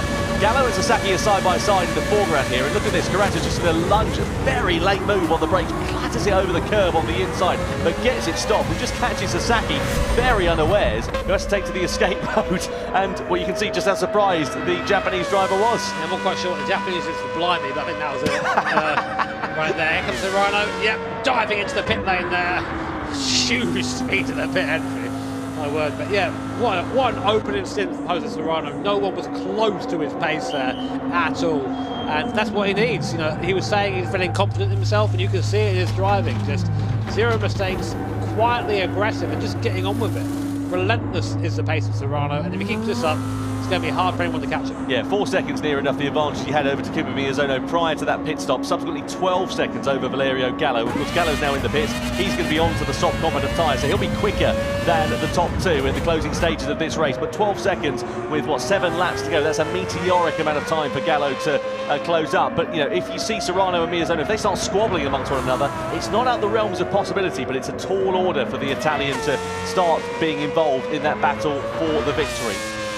We'll see. Gallo, he likes a chase, does Gallo. He likes to be the one trying to gain position in the last couple of laps. So we'll see if he can do that. Gap there between Urra and Gallo, 2.7 seconds. That is a gap that will probably come down, and that's why we're saying about Gallo challenging for the race lead, because you can imagine it's a matter of when and not if you're going to see the Italian driver starting to fight and starting to challenge Urra. And if Urra hasn't got the grip underneath him on that medium compound of tyre, I don't think there's anything that he's going to be able to do to defend it. I don't think so either, mate. I mean, the cars are so much faster than that soft tyre, especially in these first couple of laps. They're fresh, they're hot off the blankets, and they're just very, very grippy. So here's the live point standings. If it ends like this, Jose Serrano has one hand on that trophy. I'm telling you, he's getting close. Meanwhile, the midfield battle is getting a little bit spicy as Kylian Dumont tries to come back through the field after being shunted off at T1 by Pol Urra, and trying to find a way by Angelo Estroza, newly crowned, of course, Manufacturers Series champion. Losing a place into Dumont. Yep, definitely at the inside goes Dumont. They're trying to go side by side. You really can't go 2 by 2 through there without anyone having a mistake. And up into 7th goes Kylian Dumont. Yeah, lovely stuff there for Kylian Dumont. Jose Serrano, fastest lap for him is a 1:16.0. That's not quite the lap time he set last time around, because of course he's now on the medium compound of tyre, but he does hold that accolade so far in this race. The only other driver who's in the 1:16s on that last lap was Samuel Cardinal, who's a 16.6, and he's right down at the bottom of the order. zone. Kylian Dumont through this long right-hander. I drove this car and circuit combination yesterday. I have to say, I was really surprised at how brave you have to be to keep it fully planted through that right-hander. It looks quite easy watching it on the screen here, but when you're in the cockpit, I mean, it's pretty hairy. Yeah, twitchy, these cars. You know, they do have some aero, but not the amount we're used to in today's race cars. Still looking at Kylian Dumont. Now we're looking at the back of Adriano Carazza, the Brazilian driver in front. What's Dumont going to do here? Oh, from 10 years back. I mean, Carazza had to open the steering there to let that happen. That's also opened him up to a fight there. Menestrosa behind. Dumont, I get the impression is sort of going, you know what? If I want to get shunted off, then I'm going to just drive super aggressively. These places are mine. Back up to 6th place. Good recovery so far from the Frenchman. Yeah, I don't know what the French verb sod it is, but he's certainly throwing it at it, isn't he? Here is Kylian Dumont. Through the final chicane we go, and across the timeline once again. Serrano it is that still leads the way. Oh, big lunge and a big, massive moment for Menestrosa into the back of Adriano Carazza as he just misjudged his braking zone into the first corner. Manages to gather it up all okay, and not too much harm done there for the Chilean in the middle of all of that. But either way, a bit of desperation and a bit of a misjudgment for him there, and subsequently it's costing him, it could cost him a little bit of time here. Meanwhile, Pol Urra, the gap coming down between himself and Valerio Gallo. 6/10 the difference last lap. Gallo there getting closer and closer on that soft compound of tyre. So the ideal spot to be having a move is, of course, into the last chicane here, and that's all done by setting up his hairpin nicely. So on the brakes there, very, very close. What's the gap now down the straight? It's about 7/10 of a second, so he will be getting a little bit of a draft here, probably not enough to make a move. This will bring him right onto the back of Pol Urra's rear end. Opportunity knocks here for Kylian Dumont as well. Sasaki's picked up a penalty. You can see that with the red dot flashing next to his name. 0.8 of a second, so that's easily enough for him to close up onto the back and possibly challenge for that 5th position. We come through the final chicane though, meanwhile, with Gallo. And again, he just closes up. Last time around in terms of the lap times, actually a lot quicker for Valerio Gallo. 1:16.1 for him. Pol Urra a 1:17 flat. That's the difference in terms of the tyres, and that's how much it's cost Pol Urra in this race. That moment that he had, the penalty that he suffered from subsequently, and well, a chance of victory slipping through his fingers certainly, and possibly a podium going away for the Spanish driver. And with that under threat, and if Gallo is able to find his way through, Serrano, as Jimmy said, is going to be edging ever closer to that title. Pol Urra goes defensive then. Gallo looks to pull to the outside as we come under the bridge in towards the chicane. He goes to the outside line. That's brave as we come over the chicane. He manages to make it stick. Gallo throwing caution to the wind, and as he moved up into the podium places. Yeah, I recognise that, Valerio Gallo. That's a 2021 champion Gallo move right there. That's how you do it. Round the outside. Urra being very respectful and giving him the room there to do so, but Gallo now hot on the heels of Takuma Miyazono. He's only got 4 laps left to do it though, so I'm unsure really if he has the time to get there, but if anyone's going to do it, it's going to be Valerio. So lap time last time round, Serrano putting in strong lap times in that medium, a high 16s. Here's a replay of that move then. Pol Urra goes defensive. Gallo goes round the outside there, just about runs the speed through. Urra gives him the room. That's a lovely move there by Gallo. Move of the race so far for sure. Yeah, well done there for Valerio Gallo. Exactly what he needed to do. Sasaki and Dumont there. We mentioned about it last time around because of the penalty that Sasaki had suffered. Both of these drivers are on the medium compound of tyre. Carazza and Dumont are also under investigation. Carazza's down in 10th place, and we were singing his praises earlier on, so I wonder if he was the fault of that and caused the incident. He's also under investigation for an incident with Kaida Brun there as well, so we'll try and pick the bones out of that one once we get a replay. Dumont though, as we sit on board with the Frenchman, again you sense that it's a missed opportunity for him here today in terms of the Nations Cup. He's won the Manufacturers Cup, but again just seems to be slipping through his fingers at the most crucial moments. I mean, again, not his fault what happened at the start of this one, but just wrong place, wrong time, and misfortune really is falling into his hands. Yeah, I mean, you can't control other people's application of the brake pedal, can you? It's unfortunate for him, but what you've got to do is get your head down and do the best you can with what you got, and Dumont is doing that. Now stalking Sasaki, trying to get back up into the top 5. Not close enough to do it here, but again, edging ever closer to the pace. Very strong from Dumont right now. Actually, I think one of the fastest cars on track, so what could have been, eh? Certainly could. Let's have a look then at Kylian Dumont. Sasaki goes to the defensive line at the first corner. holds the apex, holds the line into turn 2. De Bruyne picks up a 1 second penalty for a collision then, so he was deemed as the fault of that incident we saw with Adriano Carrazza coming up on our screen a little bit earlier on. Through the chicane we go, and Drummond again just had to get out the throttle a little bit there as he sits behind the Japanese driver. We're loving the action on track here at the Circuit Gilles Villeneuve, and if you haven't downloaded the Spec 3 update for GT7, get yourself onto it because you'll be able to drive this and also the brand new Yas Marina circuit. Of course, Yas Marina Abu Dhabi will be the home of the first World Series event in 2026. Sasaki a bit deep into their chicane, lost him a bit of time, leaves Drummond again a bit closer. Wonder if he'll think about a lunge into the hairpin or maybe set something up on the exit. Yeah, he's not interested in going for a move there. Look at that. He's going for that exit there, wide in and shallow out, and that's going to be a good way to try and get a run. The gap is only 3/10 of a second. So here's what the slipstream does. Sasaki was going over the grass. That won't help his defensive effort at all. Going defensive early. Drummond's going to be forced to go around the outside. He don't mind. He'll do that. Drummond trying the outside line. Very well defended by Sasaki. Is it though? They just both get through. Drummond up into 5th place. But look at the background. Ango Inestrosa with a much better run than both of them through there. Is also in contention. It's now 3 cars battling for 5th. And Inestrosa now right on the back of Sasaki. Through into the right-hander we go then. Inestrosa's ready to try and pounce. So Sasaki's lost 1 place, possibly set to lose another here to Angel Inestrosa. Out of turn 2 we go and down in towards the right-left. And Drummond, well, made hay whilst the sun shone there, exactly what he needed to do. Gallo meanwhile brought the gap down to Miyazono to 5.4 seconds as Inestrosa has a look to the inside. The door's not quite ajar enough for him to be able to walk through at the moment, but the Chilean really driving like a man possessed. Sasaki again clipping the grass. Not the first time we've seen that. Cost him drive, cost him a possibility of a position here as well, as Inestrosa drives around the outside even before they've made it fully into the braking zone and goes through to 6th. I mean, Drummond must be worried about the Inestrosa charge as well, but they're still fighting.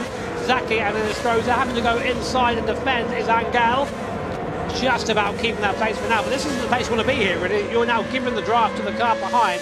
Will we see a retaliation from Sasaki? On board we go then. Up for the gears, 330 kph maximum speed. We go down straight 340 as we hit the anchors there, but not close enough to make a move with Inestrosa. I think maybe we've seen Sasaki struggling these last 2 laps. I think we're going to see him maybe drop off the back now. Yeah, what was it? You know, 2 corners, those 2 battling amongst one another, and that's allowed Drummond a second or so's advantage. It sort of moves him out of the meaningful slipstreaming range. Meanwhile, we've hardly mentioned him. It's like he's been on a Sunday drive to the shops. Jose Serrano has had an absolute blinder for this one. He started, of course, at the very head of the field, courtesy of winning the first race. And at the moment, it looks like he's going to make it 2 wins from 2 as he comes through the middle sector on the final lap. 5.1 seconds is the advantage he now holds over Takuma Miyazono, and this has been an absolute display of excellence from the Spaniard. Yeah, I mean, this is the drive of a champion. This is the guy who knows how to win races, who has won this series before, and it's really hard to fault anything he's done right now as he comes to finish the race here, undoubtedly in the lead.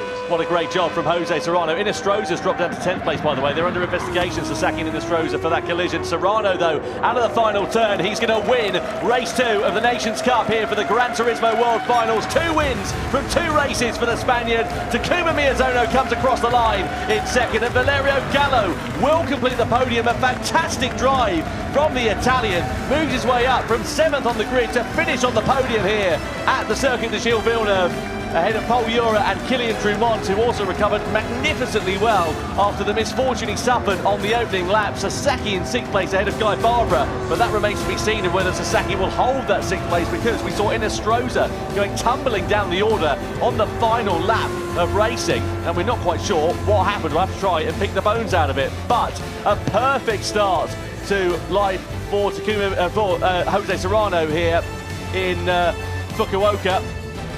Great way for him to continue his championship challenge, and the great performance that we've seen from the Spaniards. Looks calm, doesn't he? I mean, you wouldn't know he's 1 step away from being the 2025 Nations Cup champion. Yeah, great run by Serrano, can't fault him at all. A bit of a shout out to Gallo and to Barbara, our biggest movers. They both gained 4 positions in that race, so very good recovery from them. But star of the show, undoubtedly this man, Jose Serrano, 1 step closer to that crown. Yeah, exactly what he wanted, exactly what he needed to do, Jose Serrano then, as he just talks to his fellow competitors on the stage. Let's get a look then at some highlights from that race. So it was a standing start. Jose Serrano was on the right, Drumont was on the left. The lights went out and we went racing, but keep an eye out for the cars from behind. Pol Urra bang into Miyazono, into Drumont, and then cost Drumont a chance of really challenging for anything meaningful in this race. He also ended up in the barrier on a second occasion there as well. Urra was given a 3-second penalty for his part in the incident and then had to fight his way back through the field. We had Sasaki who went down the order. Not a particularly brilliant race in terms of the final finishing position for the Japanese driver, but all eyes were on Valerio Gallo, and at one point also Adriano Carrazza as well, as they made some ascensions through the field. Then we had the pit stops in the mid-phase of the race. Serrano came out in a comfortable lead, and we kept an eye, as we said, on Valerio Gallo on that soft compound of tyre as he challenged Pol Urra's final podium place.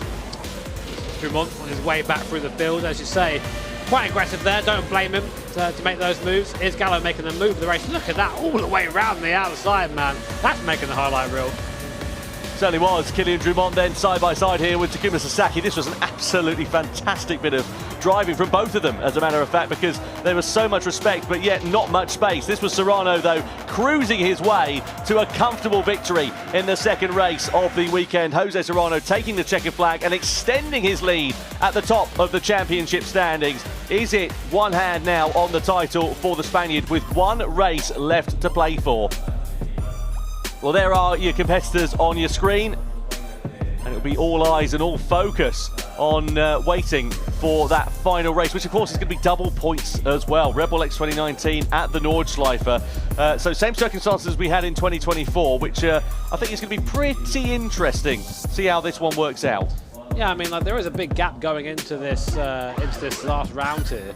Of course, bear in mind that the double points can change things around. If Serrano has a horrible last race, finished out on the points, Miyazono, Gallo, they can still win this thing. So definitely all to play for. But I mean, I wonder what's going through his mind right now. He's saying his confident interview earlier with Jules and with Sasha, and he was saying he's feeling good with himself, and he's driving super well. I've not seen a single mistake from him all weekend, to be honest. But it's not all done yet. The pressure must be building. Now, that's the thing, isn't it? Is you end up in that situation where the pressure builds, and it's that one simple mistake that can cost you. You know, if he makes an error on the opening lap of the grand final and drops himself down to 10th place, or whatever it might happen to be, then suddenly, again, the incident is completely turned on its head, and that championship, which looks pretty good at the moment, is not so good. It means that the situation is completely different. We are still waiting for confirmation of the results at the moment, courtesy of some investigations that we saw on that final lap. I believe the incident with Sasaki and Inestrosa is what is being looked at by the race stewards. There we are. We now have confirmation of the results. So there we go. Jose Serrano is crowned as the victor. Takuma Miyazono in second. Gallo is in third place. Urra in fourth ahead of Drumont, Sasaki. Barbara up to seventh place. Good race for the Australian ahead of Carrazza, De Bruyn, and then Inestrosa, the final point on the board there. Samuel Cardinal, the only driver who failed to score for that one. Well, there we are, confirmation of the results here in Fukuoka, and Jose Serrano, of course, as we know, will extend his lead at the top of the table, and we'll see exactly by how much of an advantage he holds over the rest of the field going into the final race of the 2025 Gran Turismo World Series. I have to say, for Takuma Miyazono, of course, he's the reigning champion. It'll be a disappointment for him to possibly be losing out on that crown. But let's catch up then with Jose Serrano and also, I believe, Pol Urra as well. Yes, we are down on the floor now with Miyazono and Urra. They did really, really well. So first of all, okay, you're second in the points. I think it's 15 behind. How are you feeling? I guess we should probably talk a little bit about Kylian. Yeah, first of all, I want to apologize to him.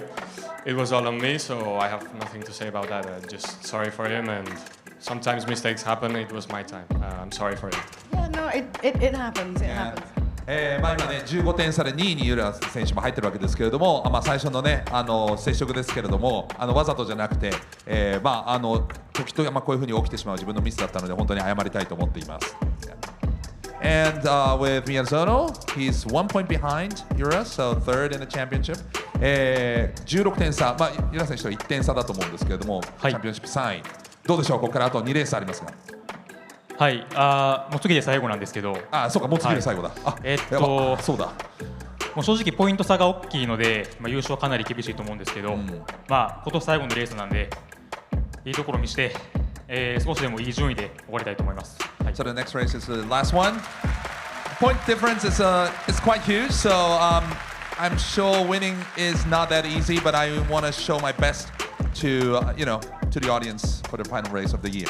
And Pol, one question for you, which was yesterday when we were talking to Jose, I was asking him about like if he's coming up to you, does he go as aggressive as anyone else? And he was like, no, I'm easier. But I feel like now, is it kind of, I mean, it's the final race. If it comes to, are you just gonna, I mean, I know you got like your Spanish brotherhood, but I don't know, it's the last race of the season. Are you gonna fight super aggressive? I mean, I don't think being aggressive will even solve the championship as he's got a big margin already. So yeah, but I mean, I always try to race respectfully with everyone. From my side, there's always respect, and I think from his side as well. So, and yeah, for the final race, it will be the same, of course. はい、ポイントがすごく外交的な外向きの答えだねっていうふうに言ってましたけども、っていうのはポイント差が離れてるけども最後アグレッシブにいくかどうかということですけれども、でももちろんそのね同じ国ということでリスペクトもあると思うんですが、ユラ選手は常にですねこうやって自分はリスペクトを持って、フェアでいこうというふうに思っています。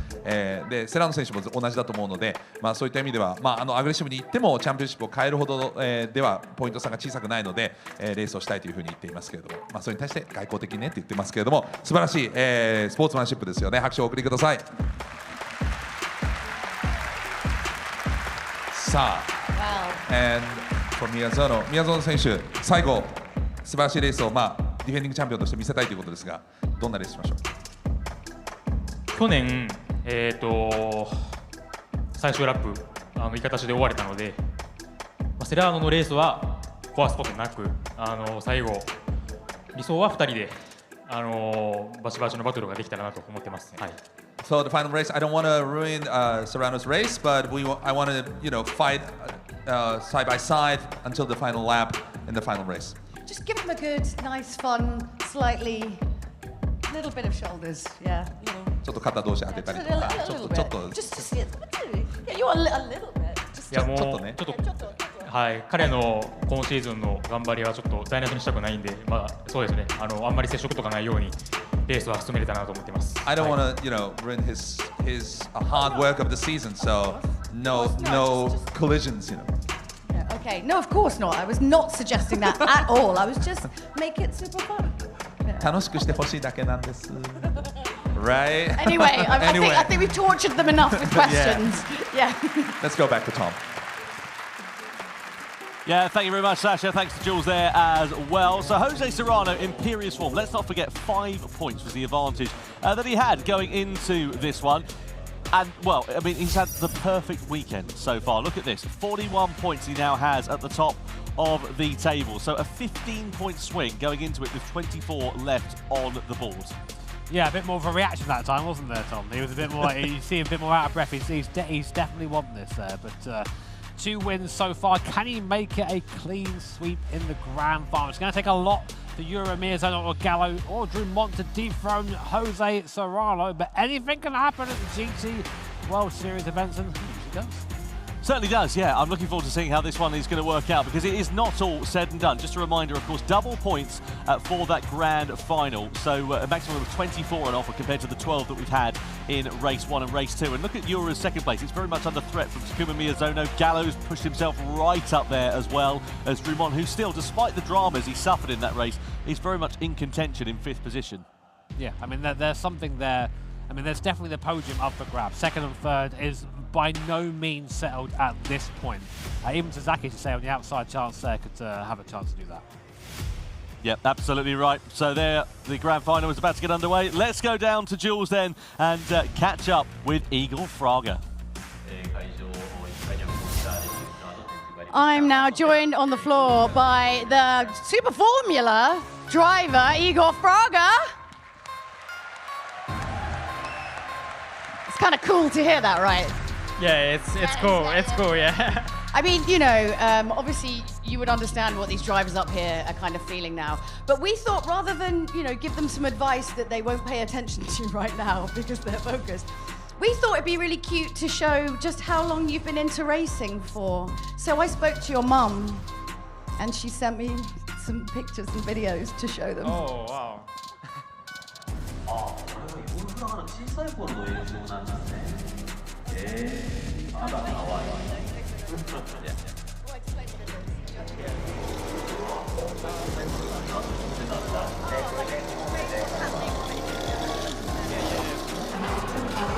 なんか僕のレースキャリアをちょっと振り返るというか、なんか僕のお母さん、家族が送ってくれたグランツーリスモを昔からプレイしてた動画とか、ちょっと今年のスーパーフォームラの結果も踏まえて、ちょっと自分の歴史というかを見せてるものみたいです。はい。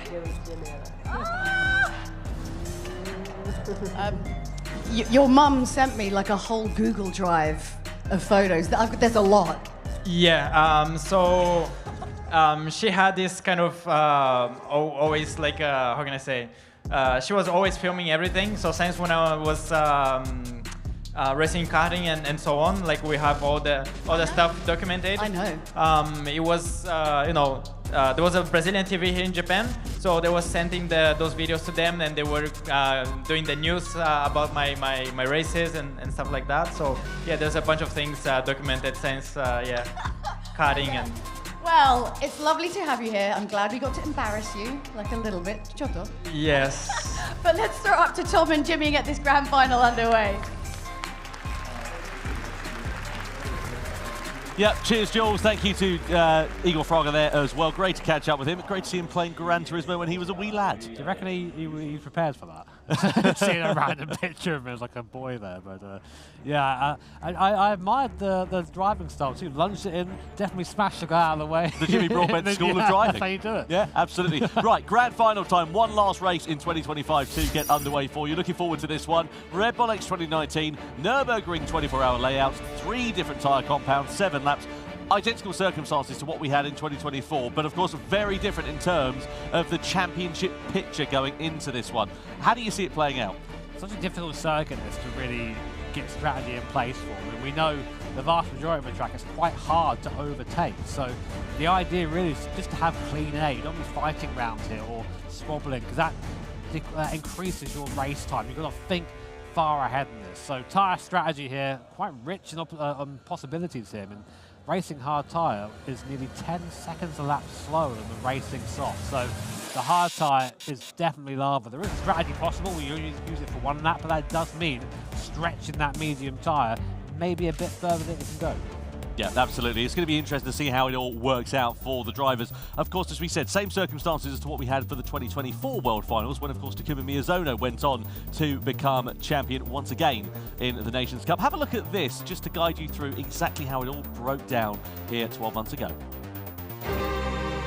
One final time in 2024, we are about to go racing. It's lights out and we are underway for the grand final of the Nations Cup in 2024 here at the Nürburgring. Around the outside to Kylian Drumont, and I don't think Miyazono's going to have anything left in his locker. Indeed he doesn't, and Drumont accelerates his way through effectively into a net race lead. Serrano crosses it now, slows down massively. Oh man, look at that. And Miyazono goes up and through into 3rd place. He made that look so easy. Before Miyazono go for a move here into the chicane, he's looking at it. Oh, he does! In the chicane, does at the inside, slows them all up though. So close to taking victory. It's going to be a big upset here indeed. He's parking his car. Takuma Miyazono is the 2024 Nations Cup champion of the world here in Amsterdam.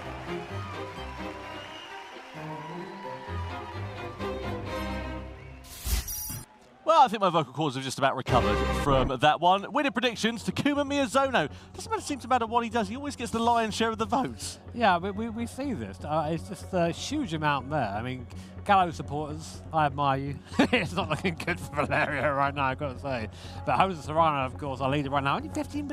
What's that about? Where's the faith? Yeah, I have to say, it does seem not like a foregone conclusion for Jose Serrano, because of course it is double points for this, the grand final. But I have to say, given his form that we've seen from him so far tonight, it is looking very, very positive for the Spaniard. That is the trophy that they all want to be holding aloft at the end of this evening. 24 points on offer for this grand final, and you can see the competitors getting themselves warmed up and ready to go. Jimmy, just put us in the cockpit here. What are the drivers thinking at this point of view? I mean, it's a long race. 7 laps doesn't sound like much, but it's a good 40 minutes with these X2019s. And these cars are fast. They demand a lot of concentration. So getting that strategy right in your brain, getting your action plan down before the start is kind of essential. But of course, one of the big properties of being a racing driver is your ability to adapt. So it's a tough place to be if you're one of those drivers right now. Certainly is. Well, Jose Serrano, as you can see, is going to be starting this one on pole position with Miyazono alongside on that front row. Gallo and Urra, then Drumont and Sasaki, Barbara and Corazza, De Bruyne and Inestrosa, and then Samuel Cardinal in 11th position. 15 points the advantage that Jose Serrano has with 24 left on the table. And the Red Bull X2019 competition is the machine that the drivers will be piloting. 816 horsepower with 650 kilograms of weight. It's fast, it's aerodynamic, and it's a very tricky car to control on the limit. Especially around a circuit with curbs about the height of the car. Don't be touching those in that thing when you find yourself going to space, not in a good way either. So we've seen Serrano, he's good in these cars. Miyazono's good in these cars as well. It's a very different vibe from last year. Of course, Miyazono went in kind of the favourite last year. Serrano, we saw a couple of penalties, caught up in some things that weren't really in his control. So the race can go away from you if you're not careful there. But you have to think the momentum behind him now must feel quite different going into this race this year for him. It is interesting, isn't it, how the sort of tables have turned. Serrano, as you say, on imperious form so far here today, no question about that. Pol Urra, his compatriot on the other side, little bit messy and a bit scrappy on a couple of other occasions. Anyway, we're not far away then. Let's get ready to get the grand final underway for the Nations Cup. Yes, it is just about time to start the grand final, and as we were saying, it's double points, so it's still anything can happen. ダブルポイントラスト何が起きてもおかしくありません最高のレースを見たい方は拍手を Yes! I'm ready, the drivers are ready, this is the last race of the year in the series, let's go! Let's go! 行きましょう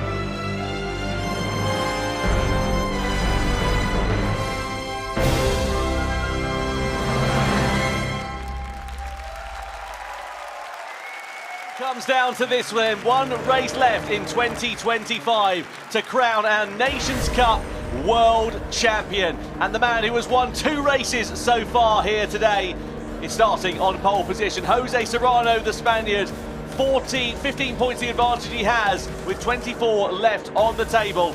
Can he convert it into a second Nations Cup world title? Takuma Miyazono, the outgoing champion, potentially lines up on the front row of the grid with Valerio Gallo heading the second row and Pol Urra company alongside, who's been somewhat in the wars so far today. Kylian Drumont is in 5th position, the Frenchman, and he's joined by Takuma Sasaki in P6.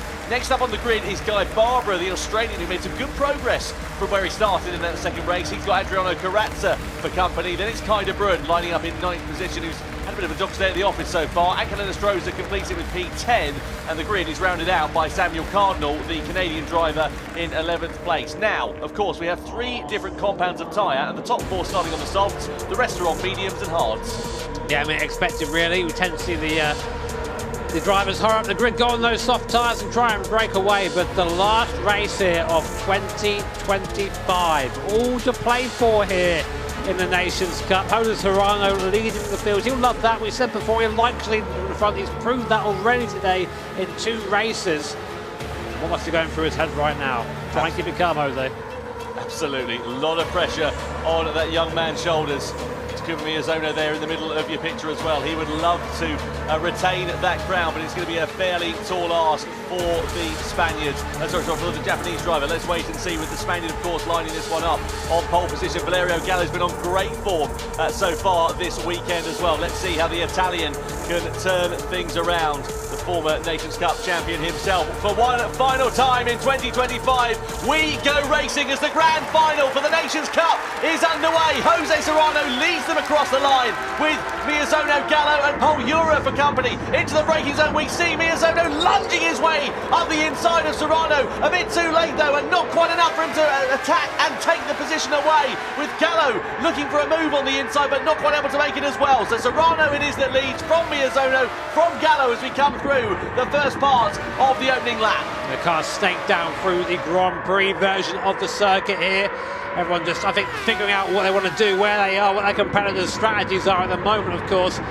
Through the hairpin at the bottom and now flat out back up the hill through the Michael Schumacher S.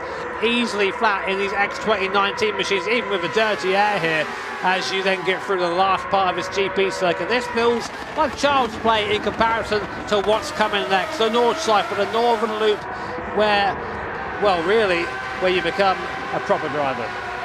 Absolutely, a lot of time for things to change in this race. We're coming through onto the Nordschleife.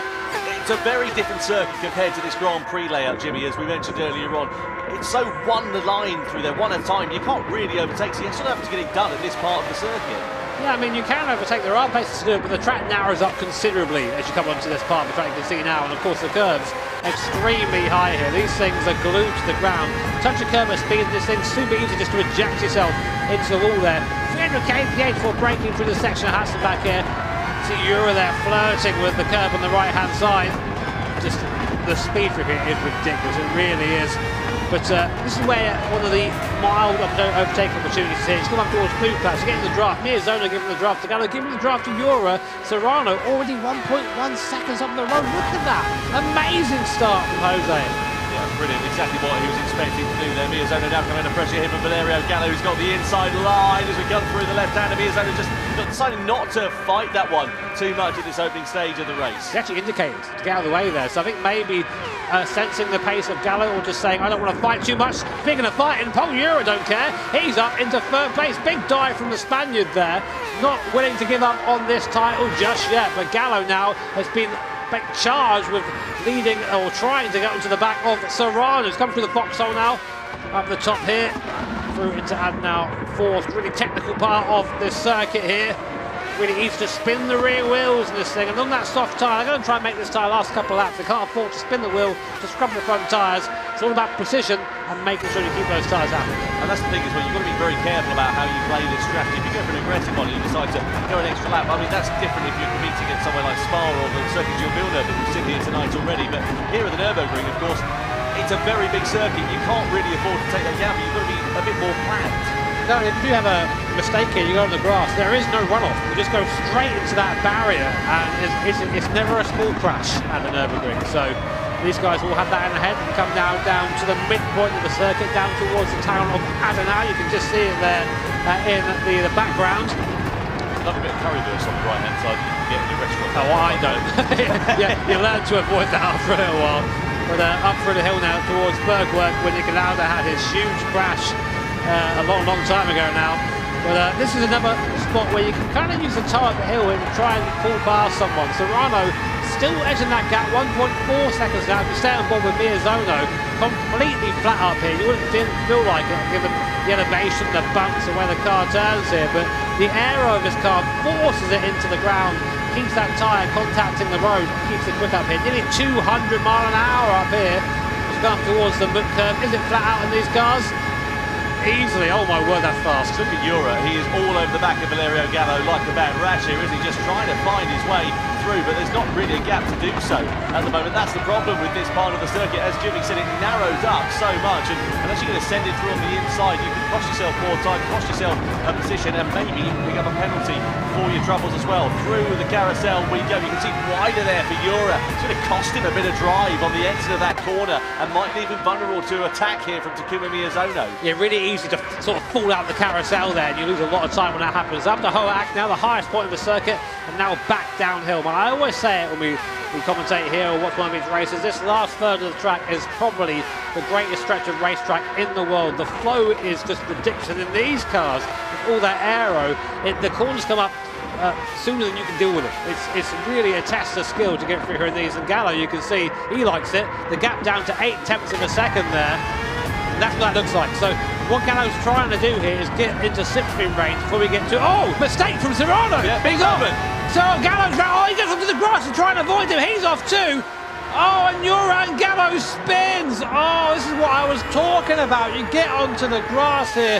See Mick Hazal there reacting to that head in his hands. Oh, what a shame for Valerio Gallo, just trying to avoid the accident up ahead. You can't just send it into the grass. His car, the grit goes away there. Yeah, we need to see another replay of that, don't we, really, and pick the bone to it from a different angle. But the upshot is now, Pol Urra it is that leads, Serrano's into second, Miyazono's into third, so we've gone from a four-way fight down to a three-way fight, and Gallo, the big loser in all of that there, just maybe a little bit too impatient, courtesy of the mistake that we saw being made there from Jose Serrano. The upshot is now that these three drivers, as they come onto the Dottinger Hill for the first time, are all nose-to-tail with one another. Urra, the driver, who, of course, is got a hole being made in the air in front of him, with Jose Serrano now alongside as we go side by side with each other. Serrano back through and into the lead once again. Takuma Miyazono in third place, looking ready to try and pounce there as well. What it has done with Kylian Drumont, etc., has brought them just a little bit closer, and I wonder if later on that might prove to be a bit of a difficult time for those drivers, because of course they've just lost a bit of time that they would have otherwise have had in their pocket towards the end of this first lap. Yeah, a bit of fuel saving there, I think, from Urra. And Miyazono down the straight. Here's the replay. Let's try and find out what happened there. So Serrano, he was looking a bit sketchy. Just touched the grass on the way in. Goes into the ice curve. The car gets sideways. So here comes Gallo. He tries to go around the outside. But the road falls away here. Off he goes onto the grass. Not the best angle there, but you can just see a bit of panic there from Serrano. That's the first crack in the armour there, I think. And here's Gallo trying to go around outside. And he knows straight away it's over. Look at that big size. What a shame for Valerio. I don't know what the Italian is for old bother, but I can imagine he was saying a few of those words. A disappointment there for Valerio Gallo. Really, really good forward, great run from the Italian up until this point. But it's not over yet. Still plenty of time left in this race for the complexion of it to change. There is Takuma Miyazono, top left of your picture. Pol Urra in the bottom left of your picture. And Miyazono, again, just playing the patient game then here. Serrano's now got all the hard work to do all over again here, Jimmy, hasn't he? He only got 1.5 seconds at one point of the first lap in his pocket. Sort of came down a little bit with Valerio Gallo now closing down, but he's not in as comfortable position as he could otherwise have been. No, I mean, as I said, maybe the pressure, maybe he's feeling it now. This is a circuit where, I mean, it's such high concentration, you can really find yourself making mistakes. So here's a clearer view of what happened. Here's Gallo. So see Serrano in front, we go to the outside, just doesn't anticipate the corner coming up, and then just car gets away from him. I mean, these Red Bull X2019s have a lot of grip until you get onto the grass, and they have nothing. Yeah, that's the problem, is they are on a knife edge, aren't they? And that's the thing with the cars, they're very aerodynamic dependent, so as soon as you get out of that sort of aero range, you get onto the grass, you upset the balance. If you have a snap of oversteer, it's very hard to save it, because when they're on the limit of adhesion like these cars are, around corners such as this, you can turn them around with your little finger, basically, because there's just nothing to them. And when you get incidents like we saw there with Serrano and Gallo, it's a lot easier to do it than you might happen to imagine. The upshot is now Valerio Gallo's got a hell of a lot of work to do. He's 1.3 seconds off the back of Guy Barbara in 6th position. You can see in terms of the soft tyre as well, of course, he's used a lot of the useful shelf life. So the soft tyre runners are going to be coming into the pit lane at the end of this lap. Let's see how this one is going to work out then. Kylian Drumont, what's it, 7.4 seconds off the back of them, so it's okay for these top three at the moment. Nothing really for them to worry about. It's not like the medium top runners are sort of bearing down on them for now. It's nothing too concerning at this stage. There's a downside for leading. Serrano there has used more fuel than anybody else, and that will affect his pit stop time. So if they all boxed as they were now, he would come out behind both of these guys. So He's chosen to go strong, to lead for now, but I just wonder if that, for this race, is going to be ideal for him. But to be honest, Serrano doesn't need to win this race. It would be nice for him to win it, of course, and have a Grand Slam here. I don't think we've had a Grand Slam since Mick Hazal, a long time ago. A long time ago, yeah, 2019, something like that. It's been a long time, so if he can do that here, that would be ridiculous, but ultimately he doesn't need to win this race to walk away with the Nations Cup championship. Thanks for watching on here in Fukuoka. What a fantastic venue this has been for our World Finals. You see Takuma Miyazono there, big amount of understeer through that right-hander, and it's just cost him a few tenths of a second or so. He's starting to drop back, not out of the range of those top two, but they're now beginning to push on a little bit more. Half a second or so, 1.1 seconds it was up to, and is now up to for Takuma Miyazono. So why is he losing touch here between Jose Serrano and Pol Urra? They're just pushing on a bit more. He just made a mistake. He made quite a big mistake there coming out of Adlau, and because he did that, he lost the slipstream, and the draft is worth a lot round here. So Urra currently enjoying the benefit of being close to back of Serrano, basically like a free, it feels like a free 50 horsepower when you're in the draft. It really is a massive effect, especially in these cars that are so aero dependent. But there is Miyazono in the background, 1.2 seconds the gap now. And this is where Serrano was weak last time. He was weak through this last part of the lap. And is Pol Urra thinking about maybe making a move here? But we've seen Pol try and overtake some people, and Serrano wide. He misses the chicane. Did he let Urra through there to try and maybe conserve some fuel? They're still going side by side, so I'm not sure if he went wide or that was intentional. I wonder, as you say, if it is just a case of trying to save fuel. They're going to be coming in at the end of this lap. It's allowed Miyazono right back into the picture, though. I mean, what was he, 1.1 seconds off the back of them a few corners ago, and now he's right on the tail of Jose Serrano then here. So now is Urra going to use this as the impetus? Because look at the advantage he's already building up, 0.7 of a second at this mid part of the circuit. Urra and Serrano under investigation, so they have a collision that we sort of just caught the tail end of going through the carousel then here. I was going to say before, Urra's hit the back of the people before. Here we go. So we're on board with Pol Urra into the carousel. That's it. Serrano's deep. There was a bit of contact there, but Serrano had already made the mistake at that point. Yeah, I mean, I think it's fine. I think it's sorting itself out. Yeah, Urra there just trying to keep his calm and focus, really, to be honest. Now in the lead of this race and trying to extend the advantage over Serrano. I suppose the one advantage here for Pol Urra, maybe he can afford to do it a bit more, because Serrano, of course, has expended that bit more fuel. He's got a few litres fewer in the tank compared to Urra, and I wonder if that might come back to bite Serrano a bit later on. Yeah, but the point is, Urra trying to spread that gap here is the worst decision, because now look at it's for nothing, because now they're in the draft and he's just used more fuel for nothing. So Miyazono looking the best out of the leading three fuel-wise at the moment. We expect to see them box at the end of this lap. Serrano there just driving back through in a straight line, using that slipstream, using that toe. Here comes Miyazono. He might try and get both of them here for a laugh. You can see just the gaps there in the back. What a shot that is all the way down the Donjaho. Huge straight here. A bit of a time to relax for the drivers, but not for these guys. So they're door banging, whatever constitutes as a door in this thing, down the straight. And Miyazono up into second place, but they're all going to be piling into the pits here, Tom. But the question is, onto what tyre? Well, that's the thing. Surely they're all going to have to follow one another in terms of the strategy, going on to what you would imagine would be the hard tyre or the medium tyre. Yeah, they're all going for the mediums, aren't they, surely, at this mid-stage of the race, and then they'll run the hard and take the pain right at the very end. The idea being that they can build up as much of a gap as they can over the rest of the field in the first two phases of it.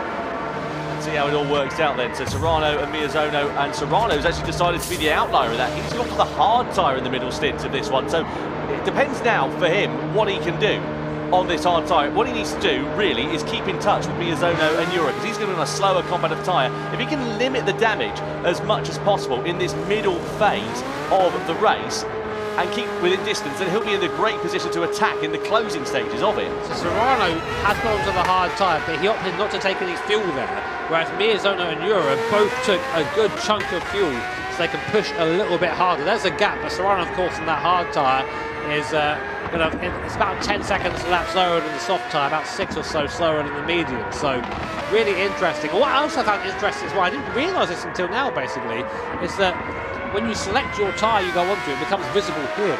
And both Miyazono and Serrano waited till the last possible second to show their tyre to each other, because they're like, right, we're in a fight here, and they both went separate ways. So really interesting, that to me. You cannot believe the amount of mental arithmetic that's going on for these drivers in the race. They are literally thinking at 100 miles an hour whilst they're doing a couple of 100 miles an hour. Well, this is the thing about sim racing, right? I think where maybe these guys don't get their credit is they're not only drivers, they're strategists, their own engineer as well. They're checking things like weather. They're doing everything in the car, whilst, as you said, just wrangling this thing around, in my opinion, one of the most challenging circuits in the world. So they're their own performance coaches as well, give themselves a little rub down after the race. Well, I mean, what they do in the hotel room is completely up to them, Tom, but we won't cry. That 3 out of 7 we're on then. Kylian Drumont it is now that leads the race. You can see the top 4 runners are yet to pit at this stage of the race. There's Drumont, Sasaki, Barbara and Corazza. They're all out of position. So Serrano, he's your effective race leader at this point. He's made the pit stop and he's in a nice bit of clear air. 20 seconds he's got over Adriano Corazza. That's working out quite nicely for him there so far. 5.5 seconds though is the gap between himself and Takuma Miyazono. Now, if we were on a traditional circuit that was about 5, 6, 7 kilometres long, that's not a gap that could come down over the course of a couple of laps. Here, it's going to come down in the space of probably about half a lap or so, given the length of this circuit. And, well, Takuma Miyazono, sitting there in 6th position, will be right on the gearbox of Jose Serrano, I'm sure, before too long. And of course, just to remind you, Serrano did not take any fuel in this first pit stop of the race. On board we ride meanwhile with Takuma Sasaki.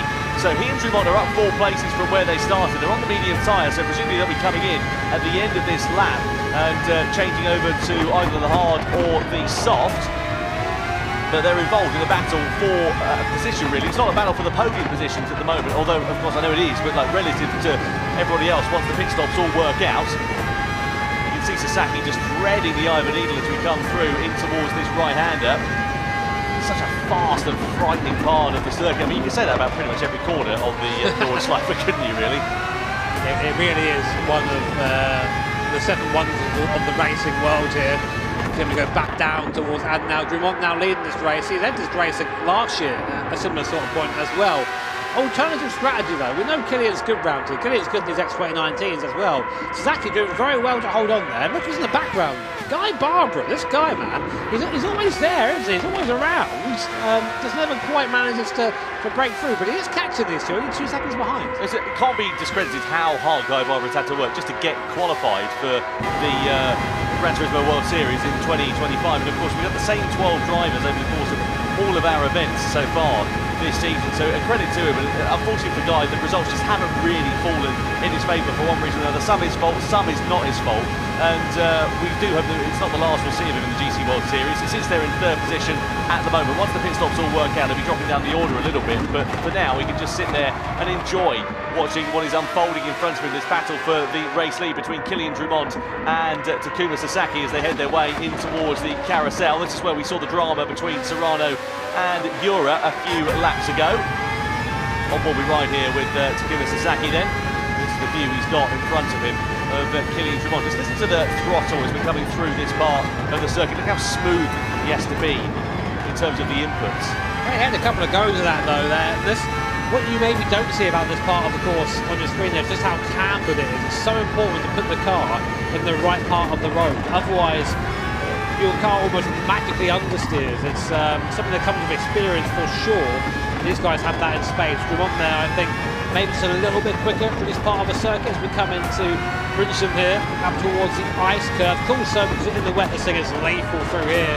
You can use the curve with the right a little bit, but not too much more, as Serrano found out. Now they come up to Flansguard. In a normal car, this is the jump, and these things, they are glued to the forward downforce. Small lift now to come up to the Baloff S, one of the scariest part of the circuit. The road just falls away from you. You have to trust in the grip of the tyre and the downforce of the car. As we come up now towards the Kleiner carousel. Very tricky corner this one. Anyone who's on mission 34 will know that. Drumont there suffering. I've been in that barrier so many times in Sim. Really hard to get that corner right. And now this is where Sasaki really wants to be. This is the prime seat going down the Dr. Hurley, one of the longest straights in motorsport anywhere. You don't want to be lead going here, you want to be where Sasaki is. You get a huge toe down the straight. It's just free power, free speed.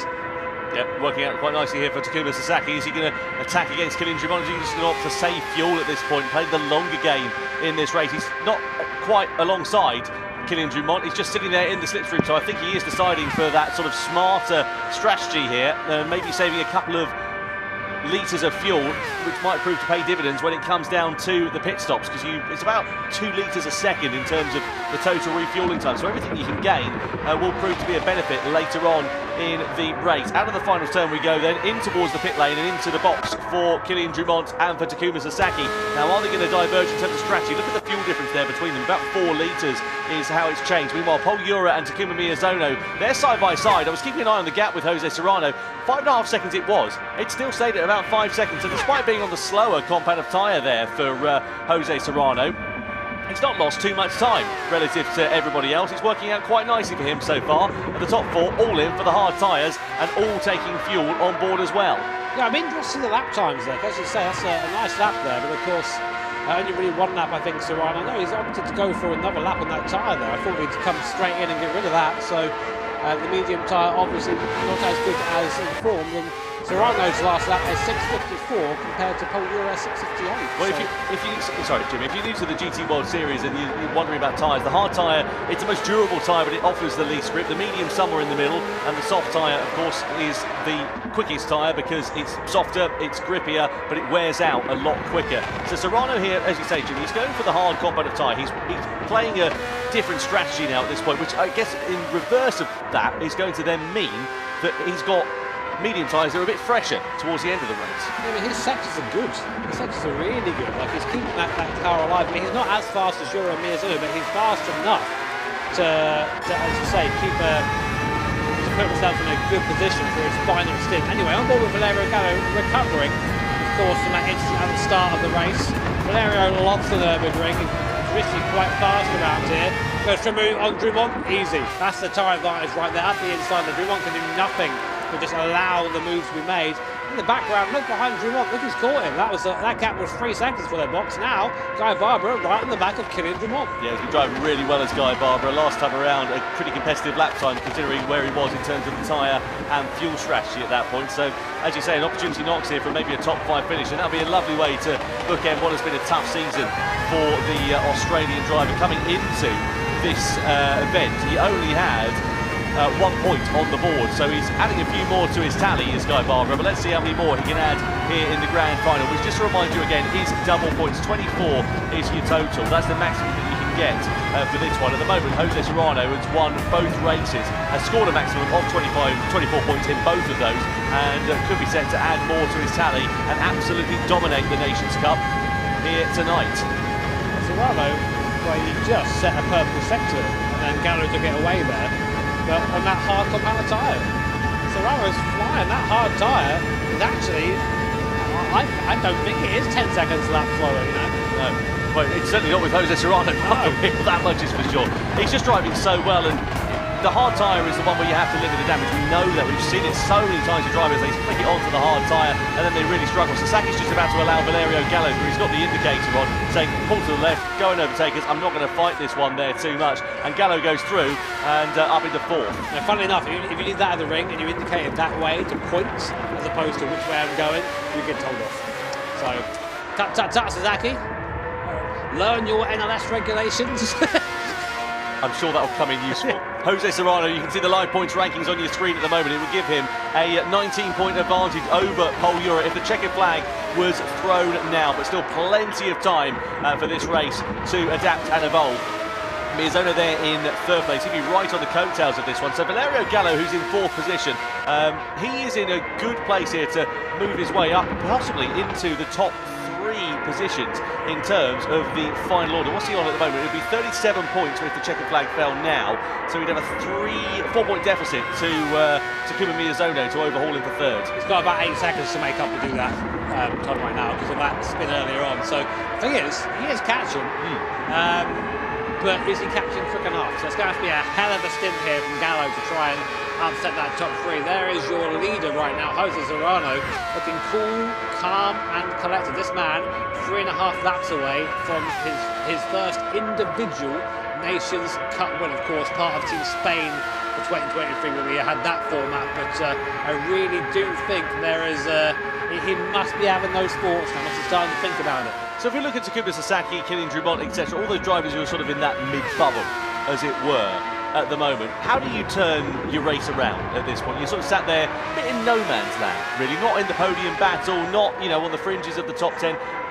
What do? Do you throw something different at it?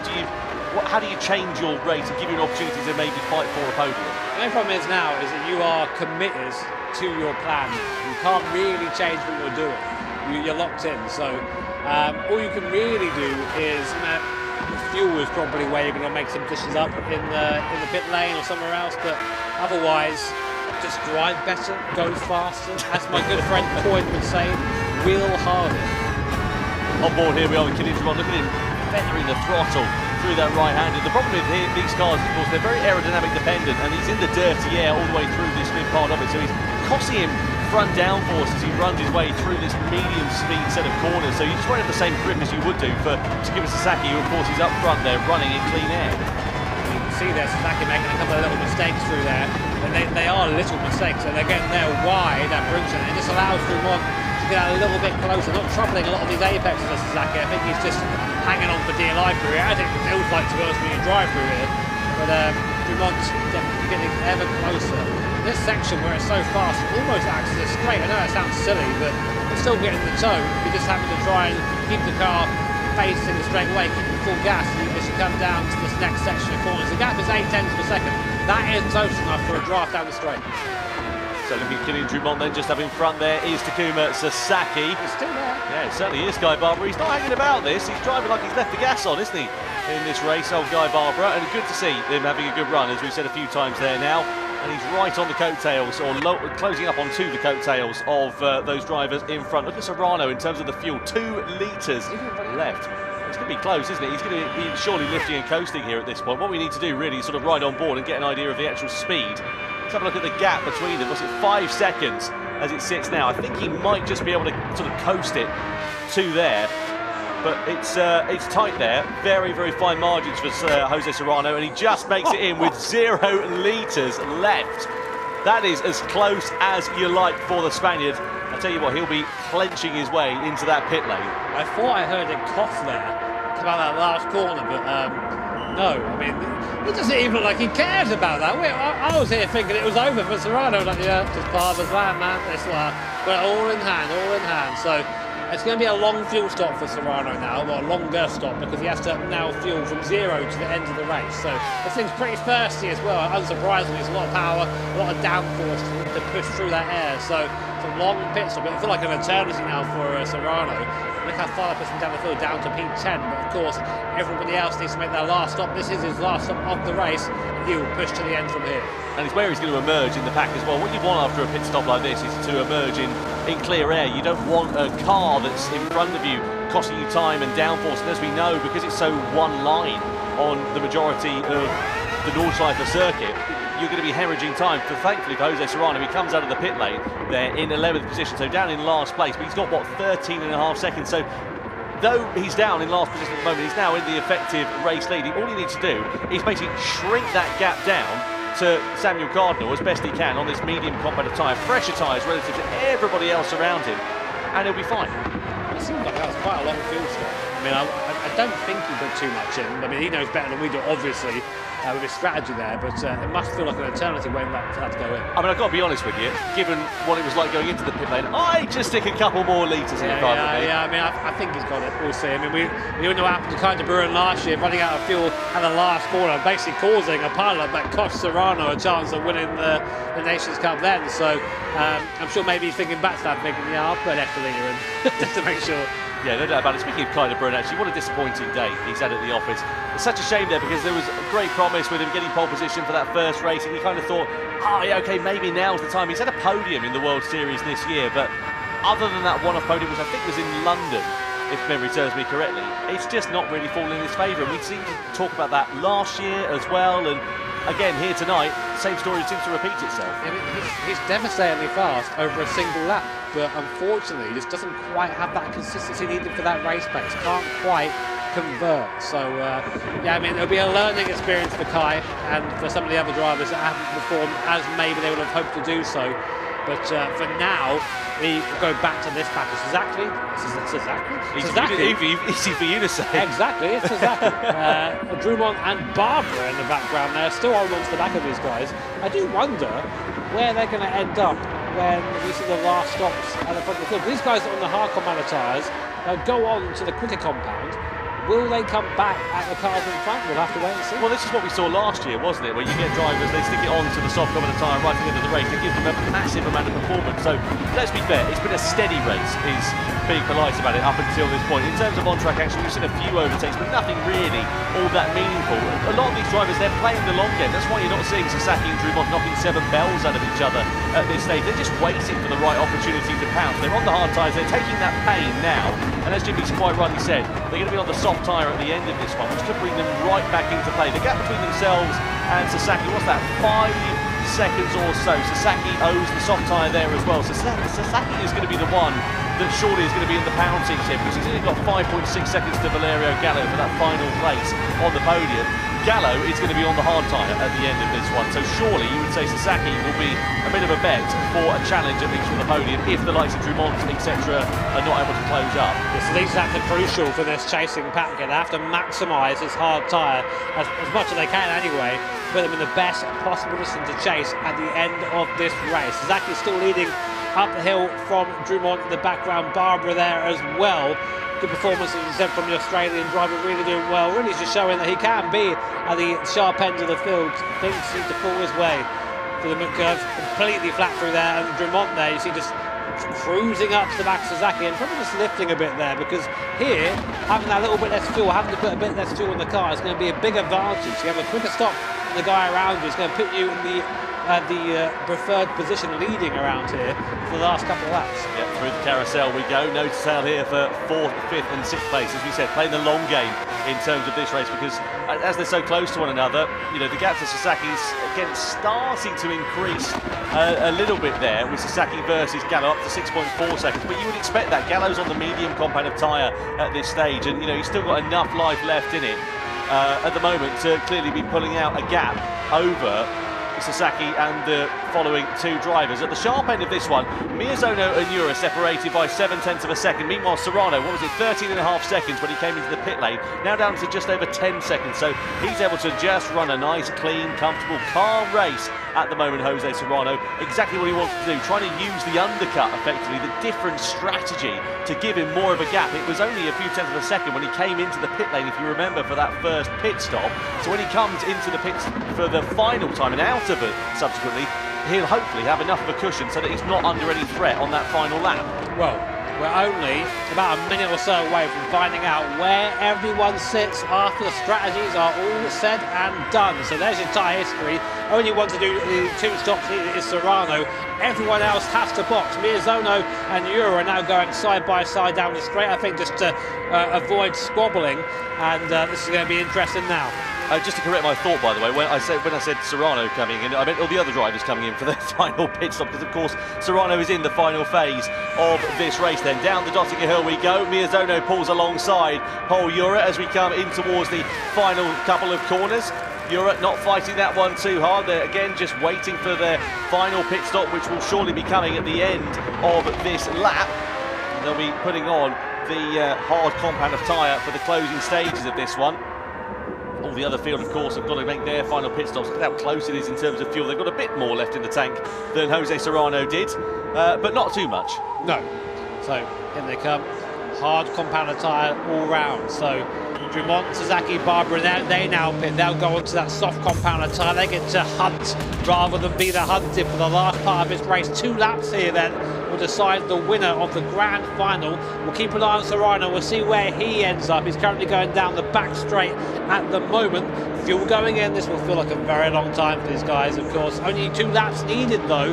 Much shorter than the stop Serrano had, having to fuel for that extra lap. There they go. Miyazono out, Urra out as well, so both moving. Miyazono opting for less fuel there than Urra, so less to play with whilst leading, but seemingly he wanted to have trap position. I think it's working out quite nicely here then for Jose Serrano, because although he's not going to gain trap position in terms of the race lead at the moment, he's on the medium tyre for the closing stage of this one. So let's see how he comes out into the gap. What's it, 5.9 seconds, but he's got, what, 2 laps left to play with, and he's got a quicker compound of tyre relative to Urra and to Takuma Miyazono. They're now into the final phase of this race, onto the hard compound of tyre, but all they've got to do is try and keep Jose Serrano at bay for another lap and a half. Sounds easy. In principle, it's going to be very, very tough for them to do so. Yes, so Takuma Miyazono, the home driver here, leading the race at the moment, but for how long? Pol Urra 1.4 seconds behind on the same compound of tyre.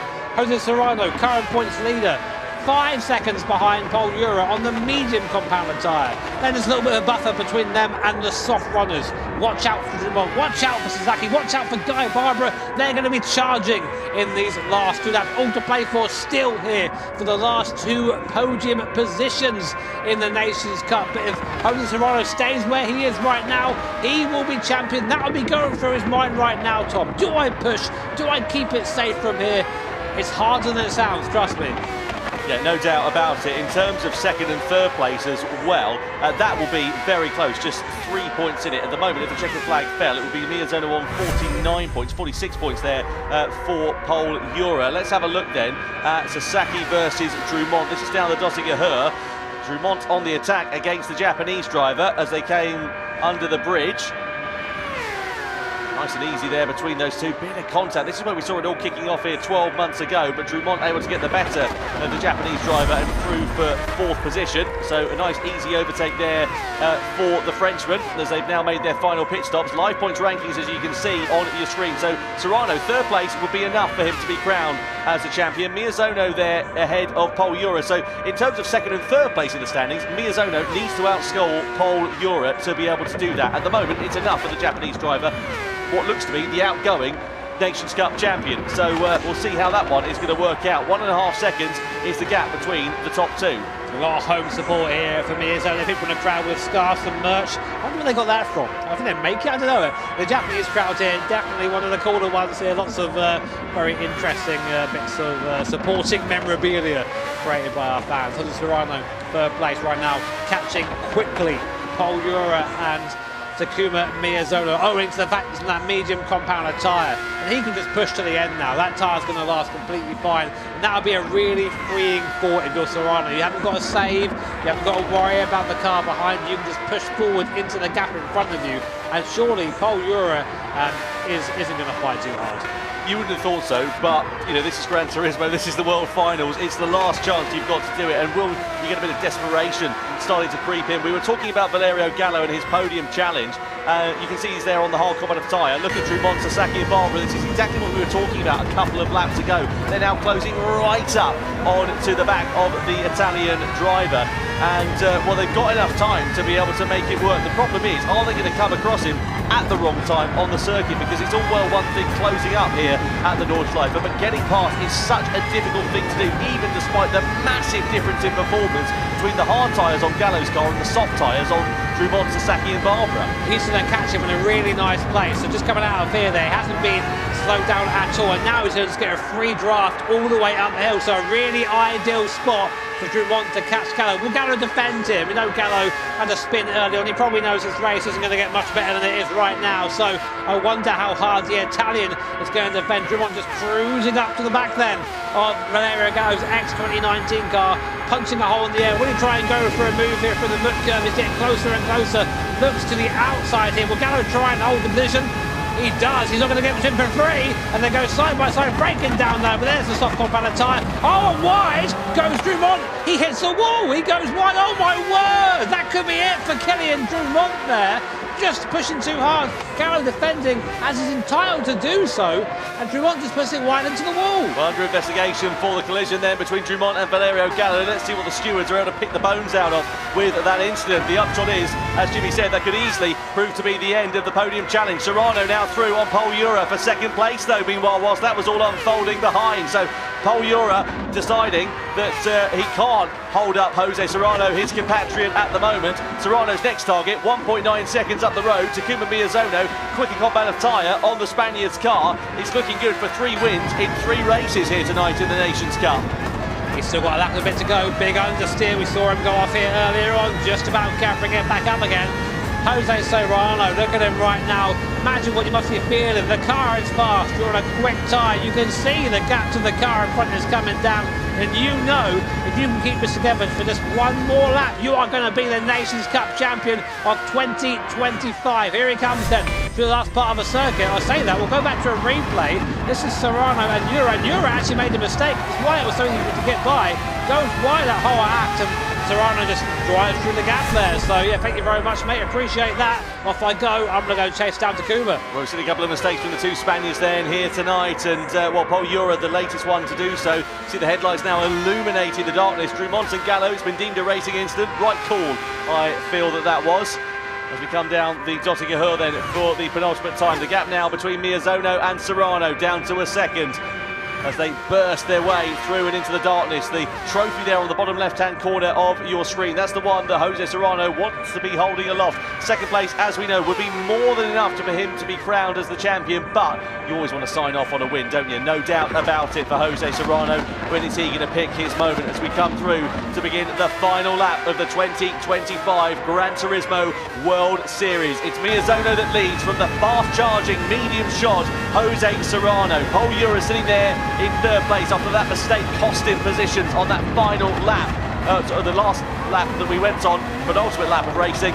And let's see how quickly Serrano can latch onto the back of Takuma Miyazono and attack the Japanese driver here. It's not over yet in the midfield either, Tom. We have Dumont, Barbaro, Sasaki. They've got by Gallo and are now chasing down Pol Urra. We think that soft tyre is around 10 seconds lap faster than the hard tyre, and there is a 6-second gap between Dumont and Urra. And importantly, Miyazono too, so none of these drivers are safe, bar maybe Serrano. So things could all change in the championship. It seems Serrano's in the pound seat right now, but Miyazono and Urra both trying to make sure they get onto the podium here today. So, and they really will charge hard on this last lap. Here is Serrano then getting closer and closer to the Japanese driver.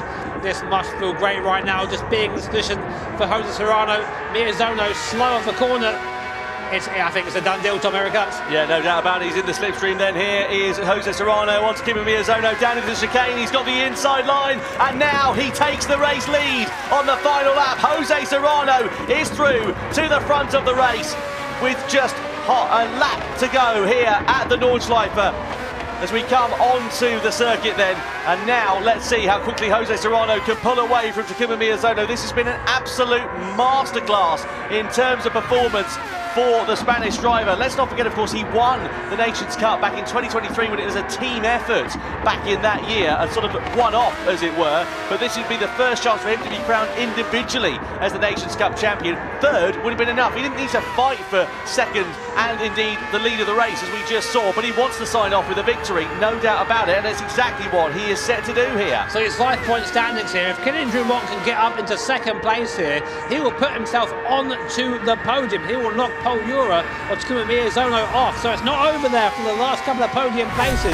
Here's a replay of that move then. This must feel like a victory lap now for Jose Serrano up the inside of Takuma Miyazono. Not much resistance offered there by the Japanese driver. Neither had to go on. So yeah, thanks mate, I appreciate that. I know you can't really fight me. And then off he goes, sparking down the hill there towards the compression at the bottom. What a beautiful image this is. Just a masterful strategy there from Jose Serrano. You know, took the pain in the middle stint there on the hard tyre, but clearly was calculating that, working out the fact that he was going to drop off the back, have that gap relative to the rest of the field, and just be in a nice, comfortable cushion, nice, comfortable position in the closing stages of that race. You know, able to run his own lines, run his own race, and ultimately it's that middle stint that's given him the chance of that victory, because he just kept so much pace on the hard tyres relative to everybody else. One Spaniard's pleasure, it's another one's pain. Pol Urra right now, looking in his mirror, will see this, a train of 3 very fast cars. Dumont, Barbara and Sasaki there, taking chunks and chunks out of the guys in front. Guy Barbara up into 5th position as well there, so he's also looking to try and end off the 2025 season on a high, but the gap down to only 2.8 seconds. So Kylian Dumont, you know, he must be thinking about that mistake he made on the last lap. That cost him about a second and a half, that did.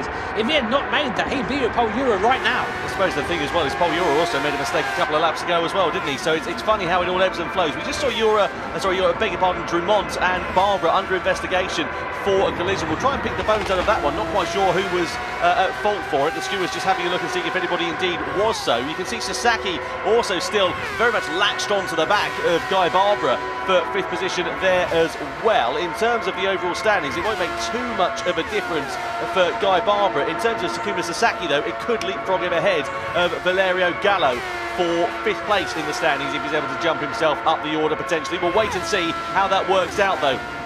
We look here, though, at Kylian Drummond, who is in 4th position. What about Sasaki? Is he going to be able to attack against Guy Barbara? Side by side they run. He's got the inside line here then as Sasaki, but it changes to the outside line as we flick it through the right-hander. Barbara goes deep into the corner, and Sasaki just has to wait to fight another day as Barbara holds firm for 5th place as we come into the carousel. The headlights illuminating the darkness here at the Nordschleife as the sun sets on what has been a spectacular 2025 Gran Turismo World Series, and it's not over yet, but Kylian Drummond is deemed at fault for the incident we saw between himself and Guy Barbara as a 1-second penalty. And is that podium challenge over then for Kylian Drummond with less than half a lap to go? Yeah, that is huge for Drummond. That is pretty much going to just put paid to his podium chances there. It just goes to show that you have to be consistent. You can't be making these mistakes. You can't be having these contacts. And that really is a reflection of this whole series. One man who has been consistent throughout. To be fair, he made one mistake in this race, but he gathered it up very nicely. Jose Serrano leading out front. The gap is 3.3 seconds. He's only got a couple more corners left and the back straight between himself and putting his hands on that Nations Cup trophy.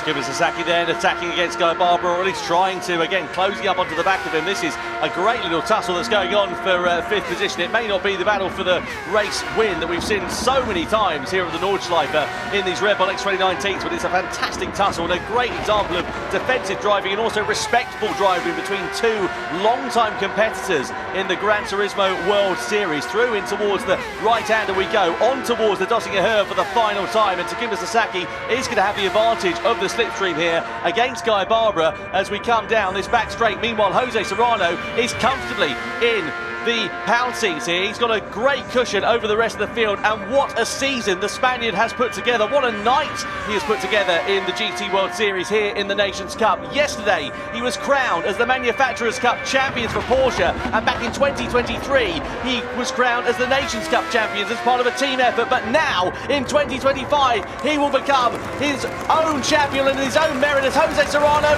wins the grand final and becomes the Nations Cup champion of the world in 2025. Takuma Miyazono crosses the line in 2nd place, and Pol Urra finishes in 3rd position ahead of Guy Barbara, who gets the better of Drummond. Sasaki drops down to 6th place at the checkered flag. But what a season Jose Serrano has put together. Absolute dominations, 2 titles in 2 days here in Japan. What else can be said? This has been Jose Serrano's year. This is the guy that burst onto the scene a few years ago. He was fast but unrefined. And over the course of the last few years, he's found himself, he's found his confidence. And look at the results on circuit. You cannot argue with that. Hey, there is no more deserving champion for 2025 than this man, Jose Serrano.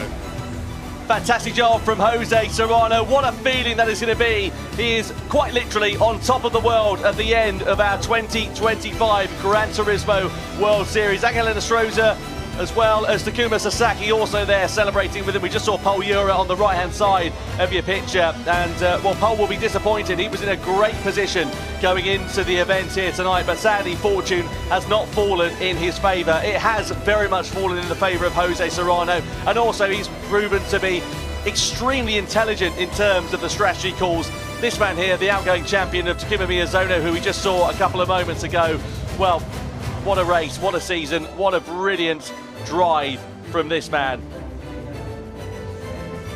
And now he can enjoy it in front of the crowd here in Japan as well. He'll be holding that trophy aloft before too long. You have to feel for Drummond, you have to feel for Valerio Gallo there. Both drivers, I think, within a shout of maybe being on the podium for the points there, but just mistakes, unfortunately undoing that. But Serrano really shows intention from the get-go, leading there on the soft tire. But this mistake earlier on, we thought maybe for a flash it could be over for him. Of course, you know, Gallo decided to accelerate into the instant, went into the grass there, and that was his race pretty much over on that one.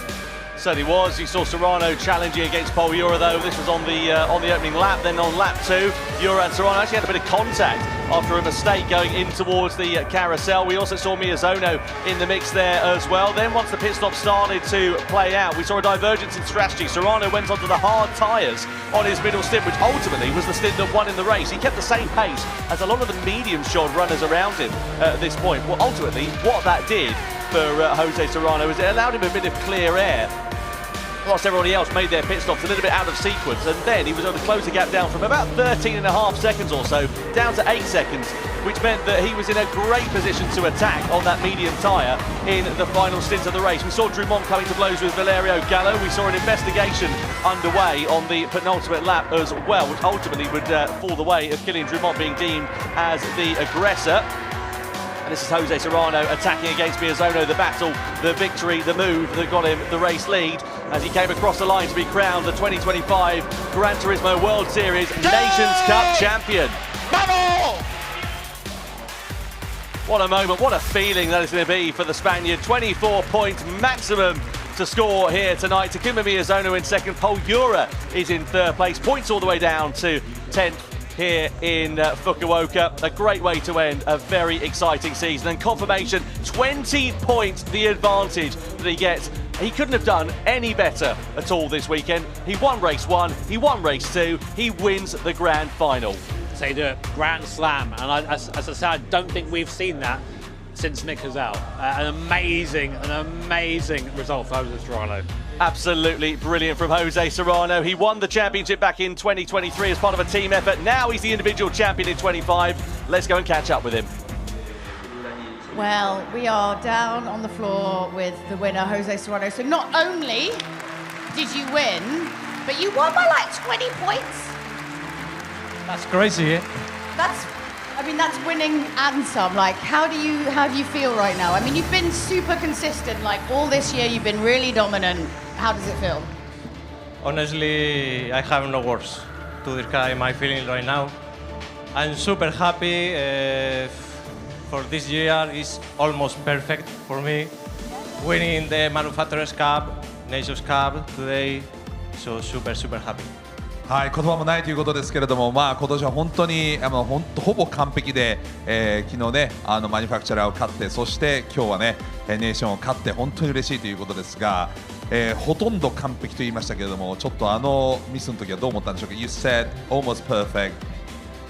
You're finally you have time a little bit to relax, cool down, right? Relax. You know, what was in your mind when you made a slight mistake in the beginning? Well, honestly, I did a lot of mistakes during the... Really? You did? Yeah. During the soft tire, I did a lot of mistakes, but... Came in on 0% fuel. Yeah. That was What's amazing. that? Were you calculating that? Yeah, exactly. Wow. Are you really good at the petrol station? Can you do that? Yeah, like 40.0 kind of things, I right? need it to be 20 euros exactly. いや、ゼロで入ってきたのはもう計算通りだったということで、ね、ジュルスがね、ひょっとしてガソリンスタンド行った時にちょうどギリギリ20リッターとか入れることができる人ですかっていうふうに聞いてましたけどね、ちょっとずつね。Yeah, amazing. The strategy wise, you prepared everything, right? Yeah, the strategy was perfect. Last year I did the wrong strategy. I think I did soft, medium, and hard, and today I say, okay, I did another strategy and it works perfect, so happy. Also, no, please. Okay, can I just connect with the audience? Sorry. Yeah, 去年は間違った戦略をやったと思ったので、今年は戦略を練り直して完璧な戦略ができたということですね、ジョース。I'm too excited. I have no patience. I want to ask 48 questions. But you also, this is quite a fun fact. Would you like to know what Jose's maximum heart rate was during that race? 129. Wow, 心拍数。I feel like that's just me normally. 129。129というのがレース中の心拍数の最大だったそうです。Wow. You're too cool for school. 結構落ち着いてますよね。130以下ってね、200いってもおかしくないぐらいだと思うんですけども、ね、地元のみんなには何か言いたいことはないんでしょうか。Any words for your fans back home in Spain? In Spanish. In Spanish, of course. Of course, yeah. But we can't translate that, so. Yeah. Well, You can translate it afterwards. bueno, por fin puedo hablar español aquí. Estoy muy contento por la victoria. Tenemos afición por ahí, la estamos viendo. Gracias a todos por levantaros temprano desde allí, desde casa. Gracias a todos por seguirme durante todo este año y tú durante todos estos años. Gracias a mi familia por el apoyo también. Gracias a mi equipo de eSports Team Falcons por todo el apoyo este año. Y pues nada, el título se viene a casa, chavales. You can see them behind you. Yeah. You see the flag. The Spanish flag. So, can I guess what the translation was it thank you to my family, to my esports team? Yeah. Did I miss anyone else? Thanks for the support or my supporters. That's it. That's it. Yeah. All right. Well, So that's from the floor. Back to you, Tom and Jimmy. Congratulations, Bumble! Yeah, thank you very much indeed, Sasha. Thank you to Jules there as well. Jose Serrano there just thanking his friends, his family, thanking the Falcons team, thanking Gran Turismo, thanking everybody, basically, for what was a phenomenal season. You can see the outpouring of emotion for the Spaniard there and what it means to him to be crowned as the 2025 Gran Turismo World Series Nations Cup champion. Vote for your Dunlop driver of the day, Jose Serrano, Takuma Miyazono or Valerio Gallo are your options there. Get involved with it and let us know on YouTube who you think your driver of the day was from that one. Jimmy Broadbent, I dare say that your Dunlop driver of the day would probably be Jose Serrano, given the performance we saw today. Well, I mean, how can it be anybody else? I mean, that's not to take away, of course, from the abilities of Takuma Miyazono and Valerio Gallo, but this guy clean sweeps it. He is clearly the driver of the day, the driver of the year. Yeah, amazing performance from Jose Serrano. Full credit to Takuma Miyazono, to Valerio Gallo there as well. Miyazono eventually finishing second in the standings. Pol Urra in third place there as well. And I have to say, it has been a very exciting season in the Gran Turismo World Series. I'm looking forward to 2026 already. Can't wait. But I have to say, for now, Jose Serrano, phenomenal season. And just tonight, I mean, in particular, there was no sense that he was flustered, that he was bothered, that he was even under any pressure. You've got to think about what this weekend's been like for him, right? Okay, so he raced all of yesterday, won the Manufacturers' Cup. Spoiler. Spoiler, with Team Porsche. And then comes here, wins every damn race, and then wins the last one. I think one of the biggest gaps we've seen points-wise from first to second as well. Gets out and says, oh, yeah, my heart rate was like 120, actually.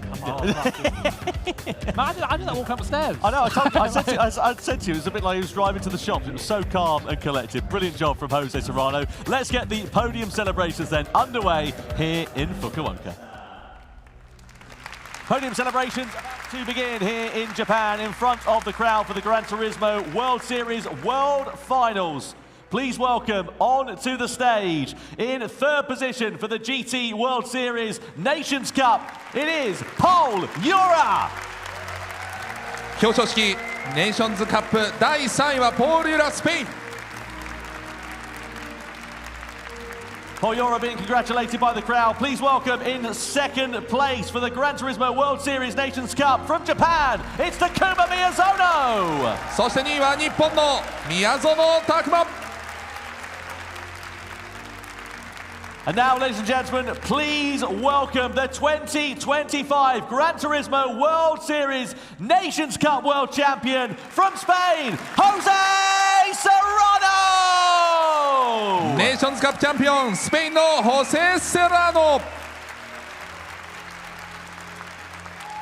Now, ladies and gentlemen, please stand if you're able for the national anthem of Spain. スペイン国歌起立をお願いします。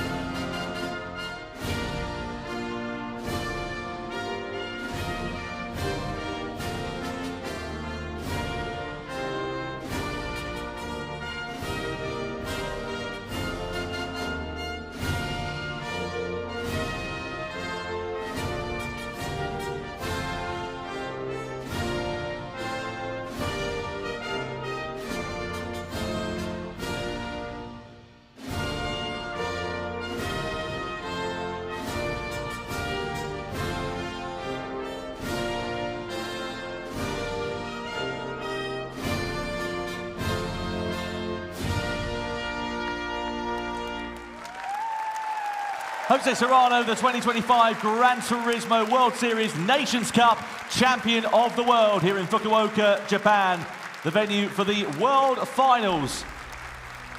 Now time for the podium trophies to be presented. Third place, Hitoshi Hino from Dunlop makes his way onto the stage. 3位のプレゼンターはダンロップの日野仁様です。And Hino-san awarding the third place trophy to Spain's Pol Urra. 3位のポール・ユラにメダルを贈呈いたします。Second place trophy being presented by Andreas Schicker from Corsair Fanatec as he makes his way onto the stage. 2位のプレゼンターはコルセールファナテックアンドレアス・シッカー様です。The second place medal being presented to Japan's Takuma Miyazono. メダルが2位の宮園選手に贈られます。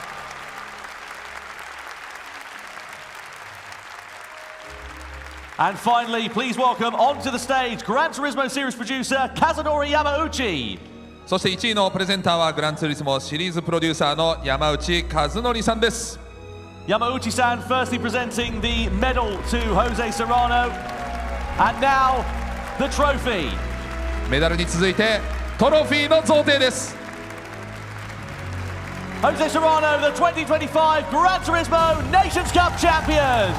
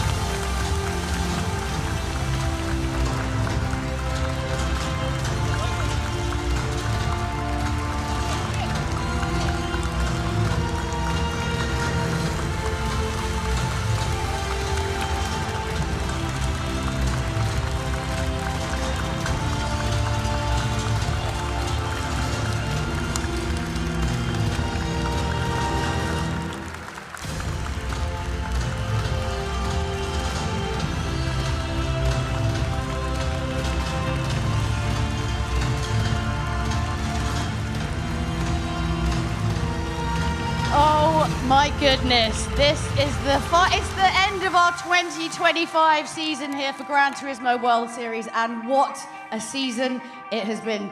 Tom and Jimmy, how are you feeling? Nostalgic, tired, jet lagged? Very tired, very tired. We were treated to a lovely series of races tonight, and I think by far and away we have one of the most well-deserved Nations Cup champions of all of these events, and it was a pleasure to watch it. Yeah, completely echoing the sentiments of Jimmy there. That was a masterclass from Jose Serrano. We saw some brilliant driving. Okay, we didn't quite get the grandstand finish that we're used to seeing in the GT World Series, but that was a fantastic display of just how to do it, pull the strategy right, and ultimately consistency, as we know, that's what creates champions. Consistency is king, people! Yeah. 本当に素晴らしいセラノのね、本当にどのレースも素晴らしい走りだったんですけれども、やっぱりね、宮園選手も本当に素晴らしい走りをしたと思います。And it was a year for Serrano, but I need to mention that Miyazono showed his spirit. Oh, yeah, very, very much so, yeah. 宮園選手も本当に素晴らしかったと思います。Yeah, very, very much so. But every single one of these drivers fights, you know, it's not taken lightly, and they put a lot of hard work and a lot of dedication to be here, and it really is the best of the best. Okay, so it's not, I know it's over for now, but it's not totally over, because we are coming back in 2026. Fancy a little trip to Abu Dhabi? Well, that's very high. Abu Dhabi? アブダビがありますね。皆さん、アブダビにもぜひ来てください。Yep. What's going on in Abu Dhabi next year? Well, we're going. Round one of Gran Turismo World Series is going to be coming to you live from there. The first time we're going to the Middle East. That's very exciting for all of us and for all of the competitors. And we're excited to come and meet some of the community from the Middle East as well. I think that's going to be really nice. Absolutely, yeah. Really, really exciting venue for us. As you say, brand new venue for the GT World Series. Entering our 9th year, Jules. I can't believe it. We're getting so old. Yeah. 9th year 2026. 来年は9年目ということになりますけれども、初の中東のレース、アブダビ、ぜひ皆さん注目していただきたいと思います。第一戦です。Yep. We're really old now, Sasha. Look at us. We need a before and after picture. Year 1, year 9. We should. Really don't need to do that. We're going to set up in Zimmer frames next year, I reckon, or like, you know. something like that. Well, I mean, I don't know what's going to happen in Abu Dhabi. I don't know. Well, look, it's been our sincere pleasure to bring you the Gran Turismo World Series for 2025. We will be back next year with more. Thank you for joining us. Goodbye. Sayonara!